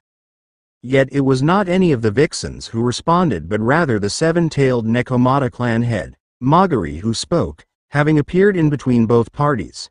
It is a semi-common occurrence whenever Yukai reaches past a certain age and power level. All eyes fall upon the elderly-looking house cat as she explained further, particularly when they reach the 7th, but the risk increases exponentially upon the 8th tail. This was news to the non-chakra wielders and the Nekosho sisters, no doubt a factor as to why the yokai never typically reach the realms of their leader. Which in of itself poses the question, which Haku subsequently asked. If that is the case. She looks up from her thoughts and locked onto the golden eyes of the adult Kyuubi before she continued. Then how come you do not suffer from this chakra solidification? There are many theories. Yasaka informed with a cursory glance around the garden, before she addressed it. But, no concrete evidence of the root cause has ever been found either way. It has been a subject of study for many years. Hitomi offered swiftly, knowing her lady is not really comfortable about the subject and is already on edge disclosing this much information to outsiders. Hopefully, Lord Sage has a solution for Lady Sei's condition, being her final chance to live.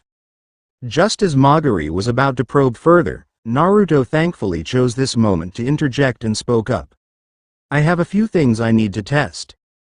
He slowly parted his eyes, revealing the blue irises to be replaced by silver ones instead, and when the three vixens nod, he added, nothing invasive, but it may hurt as this is a first for me to deal with. You have a way to fix it? Sei asked, holding back her hope as best she could, but all the sages heard it, nonetheless. So, Naruto just nodded once as he explained. Well, to be honest, I have a theory that should work right now, but it would be more painful than anything you could believe possible and leave us both out cold for at least a week, two more likely. The pure chakra users all flinch at that. Exhaustion of that level is never pretty, and for a sage to hit it means that it's serious. A big fat no in that regard. This is when Naruto glanced around at the others and frowned. Looking back to the vixens, he added, let's take this to a secure location. As a trained medical practitioner, patient confidentiality is a cornerstone to trust and treatments. Now that was a surprise for the garden, though, it really shouldn't have been considering that they have seen him heal himself. Private room in one of the shrine's spare rooms, the three vixens and two sages converge with the sole male placing a tag on the door. It glowed lightly and suddenly nothing could be sensed beyond the walls of the single bedroom. Surprised, Yasaka asked. What is that exactly? Standard issue privacy seal. Haku supplied easily enough with a shrug as her husband kneels down beside the struggling vixen, laying down on the spread futon, as he went through hand signs for a diagnostic jutsu. To the surprise of the kitsune, Naruto's hand glowed a calm blue after those hand signals he had done, and he then gently ran over Sai's body, starting at her extremities, hands, arms, and legs. The entire time, his eyes were a humming silver that seemed almost hypnotic, and he had an intense look of focus. Eventually, however, Naruto's hand reached her core, directly above her heart, and his brows furrowed. He hovered there for a moment, not saying anything and just letting the blue glow continue. Before anyone asked, his hand moved up and towards his patient's head, then stopped again. For Sei, however, the whole thing tingled and felt, almost like a soft cotton ball was running through her system wherever the hand went. It was different, especially when he stopped over her head, and suddenly, she felt lightheaded.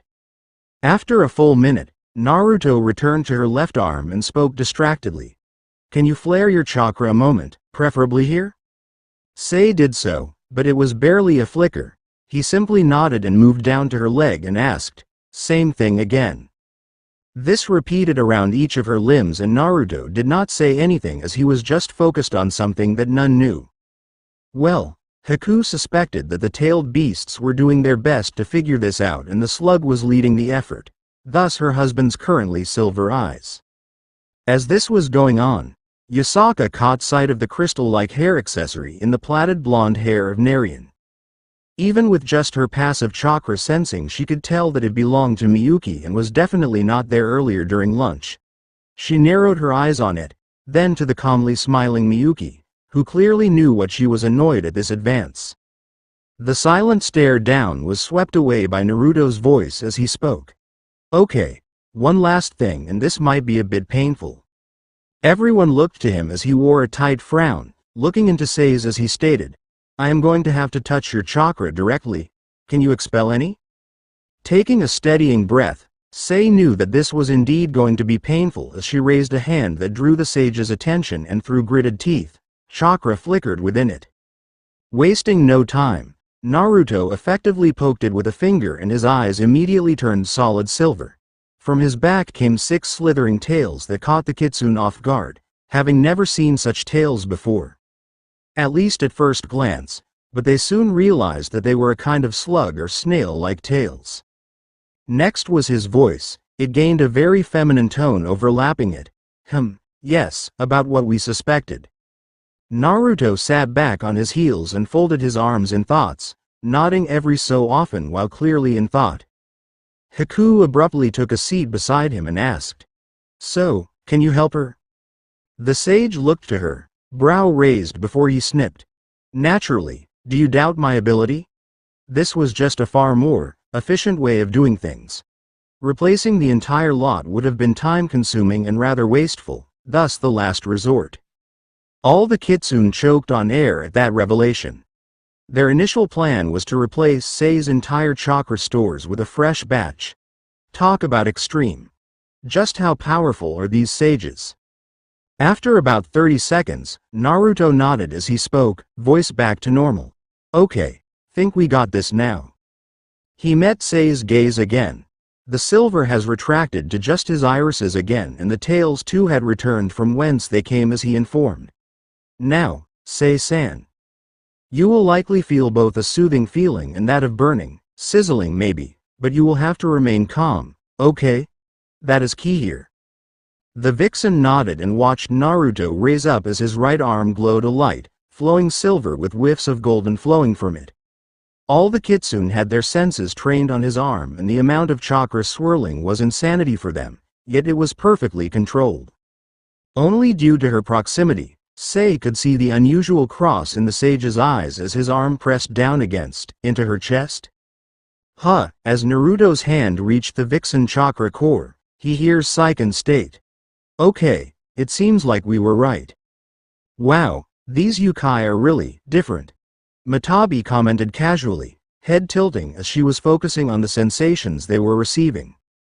Though, she abruptly strangled Shukaku as her stupid little brother sense went off and no doubt he was going to comment on the vixen's chest like last time. "It is most certainly a unique thing," Gyuki commented before looking at Kurama, who was also focusing hard on his task here. Not that he blames his brother, these kitsune are pretty much the closest thing to kinsmen he'll have. Beside them of course. "Focus guys." Naruto's voice echoed and they all snapped back to what they were doing, nervous chuckles as Matabi replied. Sorry, Naru-kun." Their host grunts, though Dietrich commented, "It truly does seem that things will not ever be boring around here. Conducting a truly one-of-a-kind surgical procedure like this." He chuckled deeply as he played his part, as minor as it may be, but he was not one to sit idle when something interesting was unfolding. Chirping, Matabi responded, "We're just that awesome." "Mata, pipe down, we're busy here." Naruto growled and Matabi went stiff, tails that were currently wrapped around Shukaku's neck puffed lightly. She really did not want to upset her host after getting a little too spirited about batting around that stupid kitten. Not when the first host of her eldest brother gave her a path into her, recently acknowledged, dream that she never thought she would be capable of until recently. Sei admittedly was expecting worse than this. When Lord Sage said that she would feel burning and soothing, she thought it would be like red-hot flames, but it feels more like a gentle summer breeze, but fuzzier. The soothing, too, was far more calming than she thought it would be and really smooth. Whatever he was doing lasted a good 10 minutes, which is when he finally pulled his hand out from her chest, which was a really confusing thing to see by the way, and he flopped back while heaving a heavy sigh, Narian reported. "That was so damn tiring." Yasaka was the first to respond. "Is that it? All finished?" In response, Sei flared her chakra and blinked. There was no pain or anything. It all responded to her as it should. But more importantly, lifting a finger, a single blue flame flickered from it with far finer control than she's ever had. Before she could comment, Narian did. "Yeah, should be fine now. Though, take it easy for a few days and likely should keep you under observation for the next day or two. Just to be safe, but..." He shrugged with his head still hanging back, resting on his arms, and taking deep breaths. Surprisingly, Hitomi spoke up. Lord Narian, what kind of tales were those? Yet, the sole male just waved her off as he muttered. Don't worry about them. Let me catch my breath again and then we can go get dinner. No doubt the others are already there, right? More than likely. Yasaka informed tightly, observing the sage closely now. Obviously, she is grateful for the help he has given to her close friend, saving her life even, but all these shape-shifting abilities Narian has displayed in recent times have her asking more questions. Problem is, not one has an answer as he has been unwilling to give them. Yet, Lady Amaterasu and his fellow sages do not even bat an eye at them. This likely means she is aware of what hasn't been shared, which is to be expected as apparently his patron is under her preview and so likely ordered them to give her his full history. Well, all she can do is trust that in time that she'll get answers. Yasaka, like the others in the shrine, had no idea that all these questions would be answered in the very near future, as not a single Uzumaki takes threats to his precious people lightly. That night, strolling through the forests just beyond the shrine, Naruto and Haku enjoy the full moon hanging above as they take their time to just unwind from the chaos of the day. She was in her usual blue and white battle kimono. He was in his casual clothes, which meant t-shirt atop chainmail, but he also had his sage haori above black anbu trousers and his boots. He had his new sword on his hip though, as they soon find themselves looking out over the sea in the distance, and it was a cool calming atmosphere. As he comes to a stop and rests against a tree, Haku, who has been curious about a few things in the dream she saw last night, decided to ask about one. Narian, can I ask you something? Hearing his hum, she pressed on. What happened to her, this Hinata woman? Naruto tensed immediately, snapping to his friend who he witnessed swallow hard and was clearly nervously avoiding his gaze. It took a moment for him to relax slowly and eventually figured it was one of many questions she was curious of, about what she saw and heard last night. Guess, it is better to get it off his chest, and so he took a deep breath before he spoke. Well, as you figured out, she and her team were killed while defending me. Well, actually, that isn't exactly accurate. Of the three-man cell, I know 2 are dead and never knew what happened to the third member. Looking back at the distant ocean before he whispered, but she heard. It isn't a pleasant story, most mine aren't. But, if you want to hear it then I don't mind telling. I'm here now and I won't ever leave you alone, so please let me in. Haku responded, and it took a moment for Naruto to nod, and after the next deep breath he began. Flashback Elemental Nations. Land of Hot Springs. Placing his hand on the gravestone one last time, Naruto whispered. I know it's only been 2 weeks, Inari, but I have to go now. It seems, there are more bad guys tracking me now.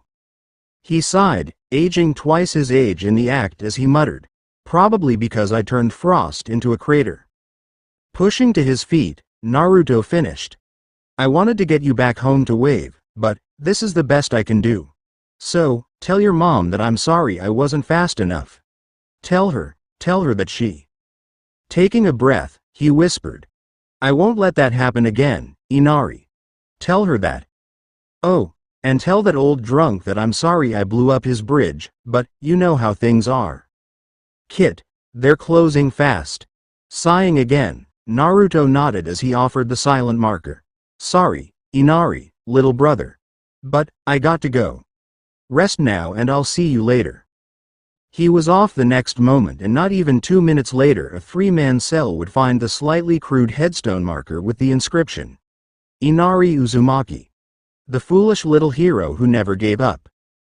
Not too far away a yell was heard and forced the address to stop. Naruto Uzumaki. Sliding to a stop, 2 squads of Anbu dropped down ahead of him, weapons drawn and hand signs already in motion. Naruto tuts, going through his own at a faster pace. The Anbu called out first. Fire style. Greater Fire Dragon Bullet. Neko style. Waves of Hell. Naruto called, and out from his mouth came dark blue flames that acted more like a tsunami of water and scorching everything ahead of him, swallowing the fire dragon whole. Grabbing his tanto, Retrieving a kunai at the same time, Naruto swirls around and deflects his opponent's own straight katana, standard issue of bolt, and stabbed him with the three-pronged kunai in one smooth motion, cutting out their side. Spinning, Naruto channels his vacuum style into his blades and sliced through a sword and the arm wielding it of another. He kicks off and back flips over a thrusted lightning-covered blade, landing hard in a skid, sliding across the mud then blocking two more electrified swords. Both bolt operatives were pinning him in place, believing they had him as an Anbu dropped down before him, slip of paper in hand. Without warning, all three were impelled by chakra chains from below that can be found pulling back up into the blonde's boot as he backflips again to avoid the sword from behind. Rolling to the side, Naruto threw his kunai at his last attacker. He deflected it. Flashing to it, his tanto made short work of the throat of the Anbu before kicking off the falling body and escaped the false darkness attack. Landing hard in a crouch, tanto and kunai flowing with rapid winds, Naruto glances around to find himself surrounded by mainly Kumo's bolt and all the surviving Anbu, 6 of them. With his face blank, this Uzumaki looked left and right and then at the commander ahead of him. Just then several fireballs were shot at the blonde and a scream rang out. The sound of flesh being cut through and swords clashing drew the captain's attention to find the blonde standing over the body of 2 of his own. Snapping back to the middle of the encirclement, the captain discovered that there was a burning Anbu corpse. The battle would last 20 minutes with that captain being the last one to taste the steel of the Uzumaki. Coughing blood, the bolt captain muttered, You monster." A boot found his gut and he was kicked off the tanto of the last Jinchuuriki, who sighed. Naruto muttered blankly, Yeah, look in a mirror next time." Just as he turned about, another call of his name getting a growl from the blonde as he twirls on his heels and takes up stance, wind exploding from his weapons. Suddenly, those that called out landed at a safe distance and with their hands up, with their kunoichi being the one who spoke. "Naruto-kun, we are not here to capture you." Snorting, Naruto retorted, "Sure, like I'll ever believe that. Leave now, or..." "Look man, we don't have much time," Kiba declared firmly, Akamaru barking his agreement, but both were glancing around at the numerous bolt operatives and were incredibly nervous right now. "We just wished to inform you that we still believe in you," Shino informed, and although hesitant, Naruto nodded slowly and lowered his weapons as he asked, "But, you guys can't stay here, you know that right?" Shino nodded. Kiba sighed and grumbled, "Yeah, but it sucks, dude. I asked them to help me say that we are sorry," Hinata stated before bowing, her teammates following suit. Sighing, Naruto replied stiffly, "Like I said, you guys can't stay here. If anyone finds you..." Just then a chakra chain erupts from beside the blonde, who failed to react in time to dodge the second one that caught his arm with the kunai in, and he growled. Immediately, Shino's bugs rushed out in search of the attacker only for the sound of 1,000 birds to ring out. Seeing this, Kiba and Akamaru rush forward just as Sasuke breaches the tree line. Hinata steps forward to try help, but Naruto glared at her as he ordered, "Get back. These things seal off chakra. I just need a minute or two." Kiba drew attention to himself when he roared out, "Gatsuga." Glancing up, Naruto watched as Sasuke sidestepped and then ducked beneath each attack and kept charging towards him. Growling in frustration, Naruto's own chain was attempting to dislodge the one on his wrist. That was also flickering gold as Kurama was aiding in its removal, backed up by the others. Just a little more.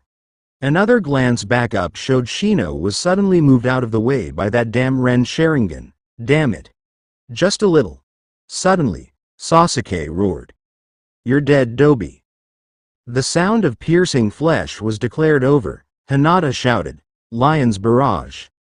Snapping up, Naruto watched as Hinata, who had jumped between him and the Uchiha, summon 2 lions over her fists and strike out several times at the Uchiha, despite his fist through her chest, one of which clearly hit his special Sharingan, turning it off.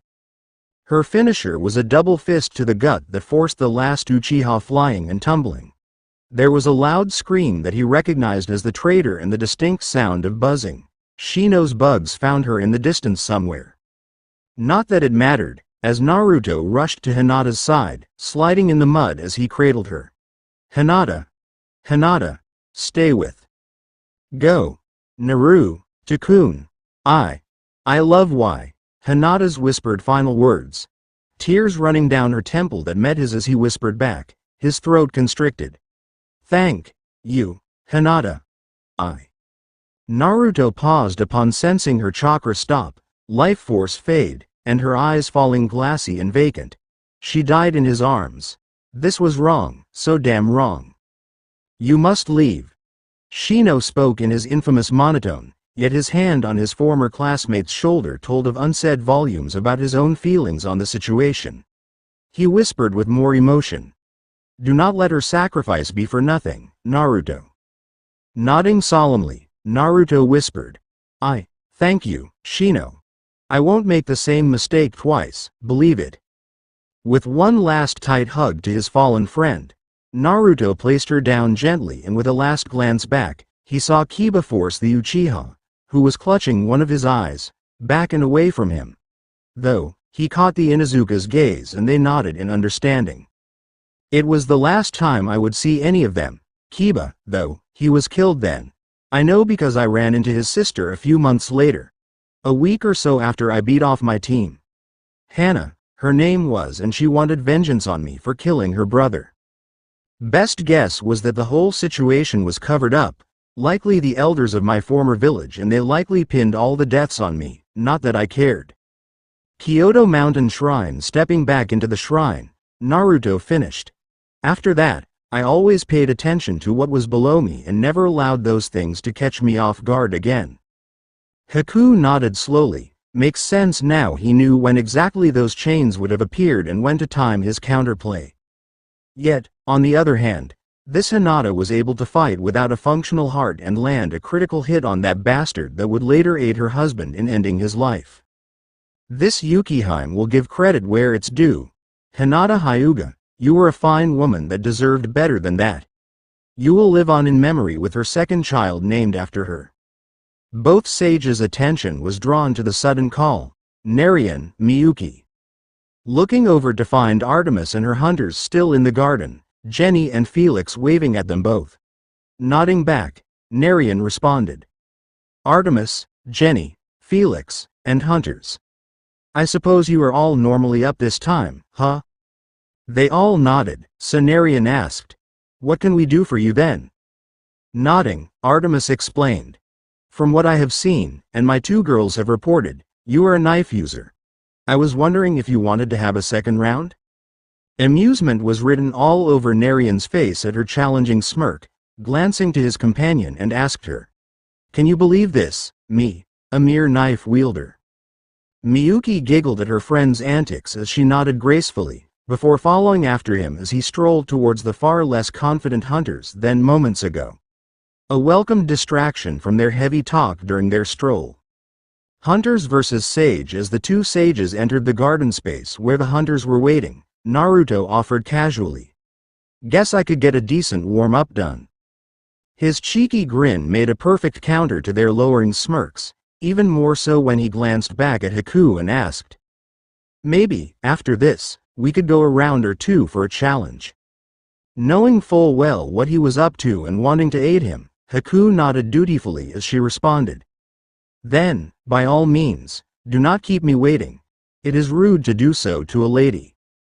Artemis raised a hand and the over-eager among her bunch settled down, though the goddess would say that these two were certainly well versed in psychological warfare. They both would make excellent hunters, but that is for later, as she voiced. How about a wager? If the Greek goddess of the moon hadn't been paying attention, she would have missed the brief flicker of surprised disbelief on Miyuki's face, and that actually confused her more. Narian, though, just rose a brow, and so Artemis offered. Best out of 3. Winner gets a favor from the loser? Naruto did not have anything to gain and thus responded candidly. No dice. You have nothing I want or need. He then shrugged off their surprise before he added, also, I beat you guys once before. Thee has trained dutifully since thy last encounter," Zoe reported fiercely, drawing her hunting knives as a statement that only got an amused expression back from the sage. She scowled at this act and stepped forward while she declared, "Allow thy to show thee." Another shrug as Naruto pulled a single three-pronged kunai to meet her halfway before he offered back, "Then come, show me what you've learnt." He immediately sidestepped her opening charge and slash, hopping back from her follow-up left swipe, right then left to roundhouse. He shoved her when her back was to him, but she rolled with it and threw one of her blades at him. Naruto shifted his head just enough for the weapon to pass his neatly plaited hair and deflected her lunge as he spun around her, grabbing her arm, then proceeded to pull her over his bent-over form and slam her face first into the grass, blade at her jugular. He would put her at high chunin overall, not bad but not good enough to take him on. Without any announcements, Jenny and Felix move in on his flanks with a tall ginger-haired teen in the center of their attack squad. Naruto just smirked as he abruptly darted into Jenny in a burst of speed, catching her flat-footed, and barged her, sending her rolling off course. Sliding around, Naruto blocks Felix's strike, and then the ginger's double downward slash forced him to sidestep, then block Zoe's slash as he continued to spin and then back flip over Felix's follow-up. Kicking off the thought to be overlooked Jenny's back, Naruto flips back again and deflected another thrown hunting blade before he lands. All four hunters rush him, and so, the shinobi smirked as he recovered a second kunai, flipping both his now-equipped weapons into a reverse grip as he counter-charged. Reaching Felix first, Naruto used his superior speed to burst forward at the last moment and again caught them off guard with a shoulder check. This time, however, the one he would find out later was called Phoebe was on him immediately with a double horizontal slash, forcing his block with both weapons. Just then, Zoe appeared from her right, Jenny on her left, and Naruto grinned as he leapt back to avoid being caught and closed. He would admit as he flicked away Felix again, ducking Phoebe's side swipe, kicking out her legs and then deflecting and barging Zoe, that their coordination was well established and practiced. They lacked any hesitation to play off each other, blocking the high kicking from Phoebe again, grabbing said leg and throwing her into the unsuspecting Felix. Naruto realized that this had to end, now. Switching gear, Naruto flipped his left kunai into standard grip and launched at Zoe, but before they clashed, he body-checked Jenny, hard.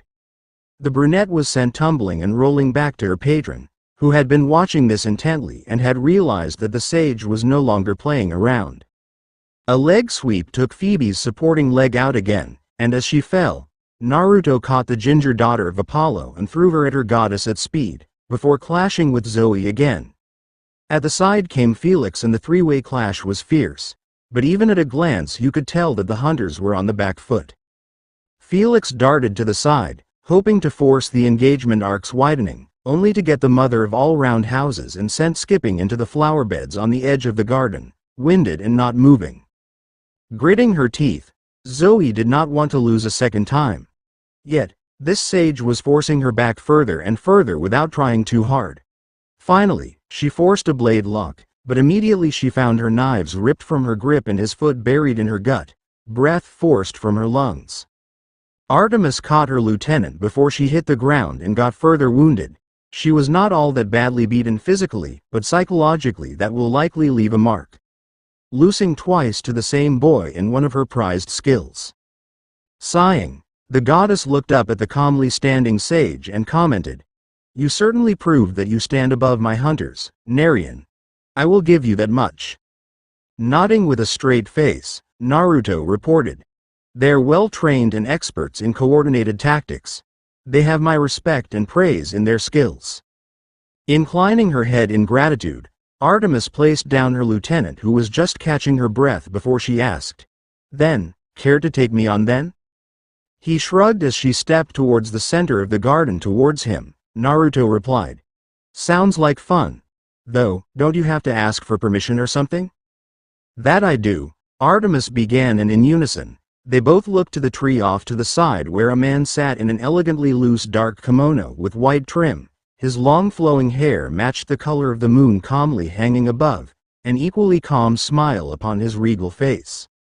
Seeing that he had been spotted, the smile grew and his white eyes glistened in amusement as he announced, "Ah, by all means. I too wish to see how you perform, young sage." Nodding, Naruto looked back at Artemis, who summoned her hunting knives, which were notably larger than even his kunai. In response, thick rushing winds coated his weapons as he took up stance and drew attention of all to them. The winds only extended off the blades 2 to 3 inches off and matched the length of his opponent's blades. Artemis simply nodded as she got ready for this fight herself. Naruto versus Artemis, the local god of the moon, blew one of the sakura petals currently flowing around him, and all watched it as it flowed upon the wind, twirling and dancing among the unseen currents and eventually sliding into view of the two combatants. Both tracked it as it tumbled and fell, sinking towards the grass at their feet. Their eyes narrowed on one another. Both silently agreed to the signal as the innocently dancing petal flowed gracefully, yet when it came to rest upon the blades of grass, the sound of blades clashing was its reward. Leaping back, Naruto slides to a stop, ducking right while striking out with his left, and the goddess pulled back as his blade sliced at her eyes as he escaped. A twirl later, the sage deflected her hard left slice. Artemis blocked his right kick, but it staggered her from the force behind it. Flipping his blade into reverse, Naruto thrusted down at her and forced his opponent to lean back again as his other struck out. Blocking with both blades, Artemis was able to see his smirk and found herself matching it as she pushed him back, but did not follow up as she suspected a trap as he cartwheeled back on his feet. Staring each other down, Naruto rose a brow and was a little impressed that she didn't take the bait. Though, she really is a healthy cut above her subordinates. That brief exchange was at high Jonin, so he can't take it easy on her. Not that he was going to. Artemis decided to make a statement by channeling her own powers through her blades in a similar fashion as her opponent. Similarly, they too soon glowed gently as if they were made from moonlight before charging forth. Matching his opponent, Naruto decided against charging, and when she got close, he instead hopped back once as she slashed, watching the white flickers of power off the trailing edge, and was curious to see what would happen. A second hop back allowed him to evade the second strike, but he clashed with the third. Ducking beneath her kick, Naruto pushed her back with pure strength before utilizing his speed and 2 slashes at her stomach. A third vertical was deflected, but he deflected her counter. Her knee was deflected by his own, and then, at point-blank range, Artemis surprised him by throwing her blade. Shifting his head, the blade still caught a few strands of his blonde hair as he tumbled and rolled to get back to his feet.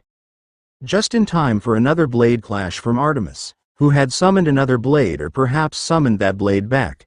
Who's to say? Fine, she wants to play, he can play that game too. A shudder-inducing smile appeared on the sage's face, and Artemis was a little concerned. She did say blade fight, but she ended up summoning her weapon back. Did that break an unspoken rule or something? Leaping back from the close-quarters knife fight, Naruto threw one of his blades at sonic speed, and the goddess ducked aside it, her eyes going wide upon seeing his smirk. At speeds no mortal could comprehend, Artemis ran through their previous fight and this one thus far, realized several microseconds too late that she had indeed broken an unspoken rule. She swiveled around in time to witness the yellow flash, swiping out, but only hit air as a second flash off to the side and her blade there deflected wide as the sage stepped into her guard. Going with the motion, the Greek hunter launched a cross slash at the blonde, only for him to duck beneath it and get behind her. The unmistakable feeling of steel at her neck froze all movement. A quick glance showed that Narian's blade was resting against her neck. His blue eyes were cold, little better than Arctic, narrowed and cutting at her. His voice matched it. "You lost, goddess of the hunt." Dropping her blades, then raising her hands, Artemis responded, "I concede." Aftermath. After assuring the hunters that their defeat was nothing to be ashamed of when considering that even gods were wary of the strength of the sages, Artemis approached her sparring opponent and asked, "Narian, can I ask for a small favor, I guess?" Both Naruto and Haku rose a brow at her confused state, arms crossed and looking conflicted at them. After a moment, he nodded, so the goddess asked, "It's been bugging me since last time, but your daggers. The way you flow your powers through them seems better than even my own, and I make them out of my power." Sensing where this was going, Naruto nodded and cut in. "They're unique in the sense that the metal isn't, I guess you can say, was constructed from the atom up to do what they do. It can't be found in nature at all." Nodding as that made sense, Artemis thus asked, "Then, if possible, just to sat my curiosity." "On one condition." Naruto interjected, and upon the goddess's nod, he informed her of his request. "Can I check out one of yours too? They're a lot longer than my own and I am a little curious." Surprised, the goddess thought on it for a moment, but in truth, it isn't really a big deal, and so nodded. She was woefully unaware that this was not the sage's request but one of his tenants. Through a simple touch, they can study the material makeup and added it to his collection for later use. Both for benevolent and malignant. Producing a single three-pronged kunai, Naruto presents it as Artemis offered one of her blades, the one she just used in the spar, and immediately Son Goku began analyzing its makeup as his host studied its weight and design. Artemis was very much the same, knowing full well that both sages were keeping a very stern eye on her and are more than capable of detecting any foul play. Athena would love to have this sample, Hephaestus too, but there is no guarantee it would reach there from here. Plus, her Shinto counterpart is unlikely to allow it either. He has been generous thus far only as it extended to his own entertainment and satiated his own curiosity. So instead, she just focused on inspecting the blade against her own. It was lighter than she expected, well maintained, and had a few fresh-looking scratches, likely from their spar. It was truly the definition of gray, but it did not reflect light despite the smoothness it held.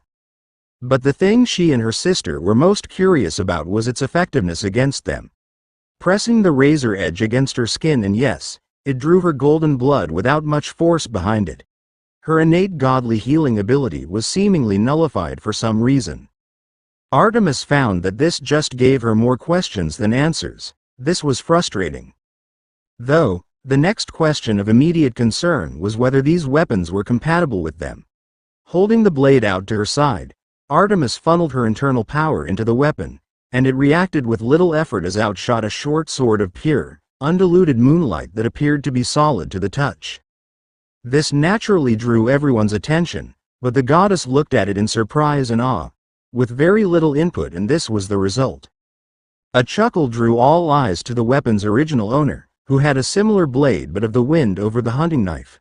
Naruto commented, "Seems that my equipment is rather effective, right?"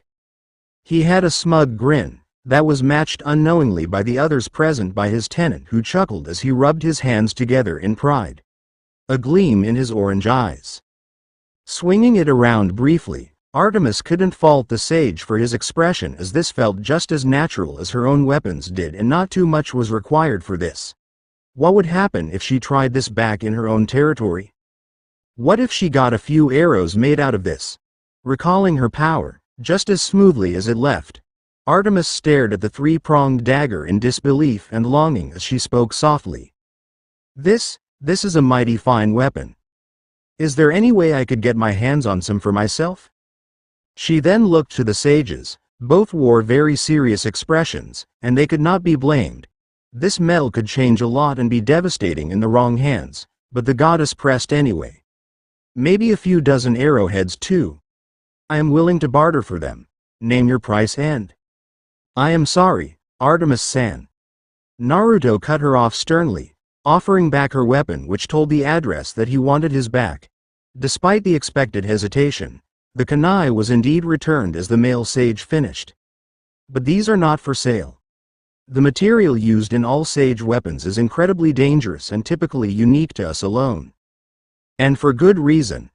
Haku added for good measure, drawing eyes to her face of arctic indifference. Noticing this, she added, "Consider it similar to when regular humans wield your divine weapons. The chaos that follows creates ripples all through time. The impact on society as a whole cannot be measured accurately." Remaining stoic for a few long moments, Artemis eventually nodded silently. Though, A thought crossed her mind that could satisfy them both, but, for now, she will hold her tongue and await the perfect time to proposition them both. This it for today guys, this was the part 11 of What If Naruto Was the Jinchuuriki of 9 Bijuu X High School DxD. Stay tuned for more.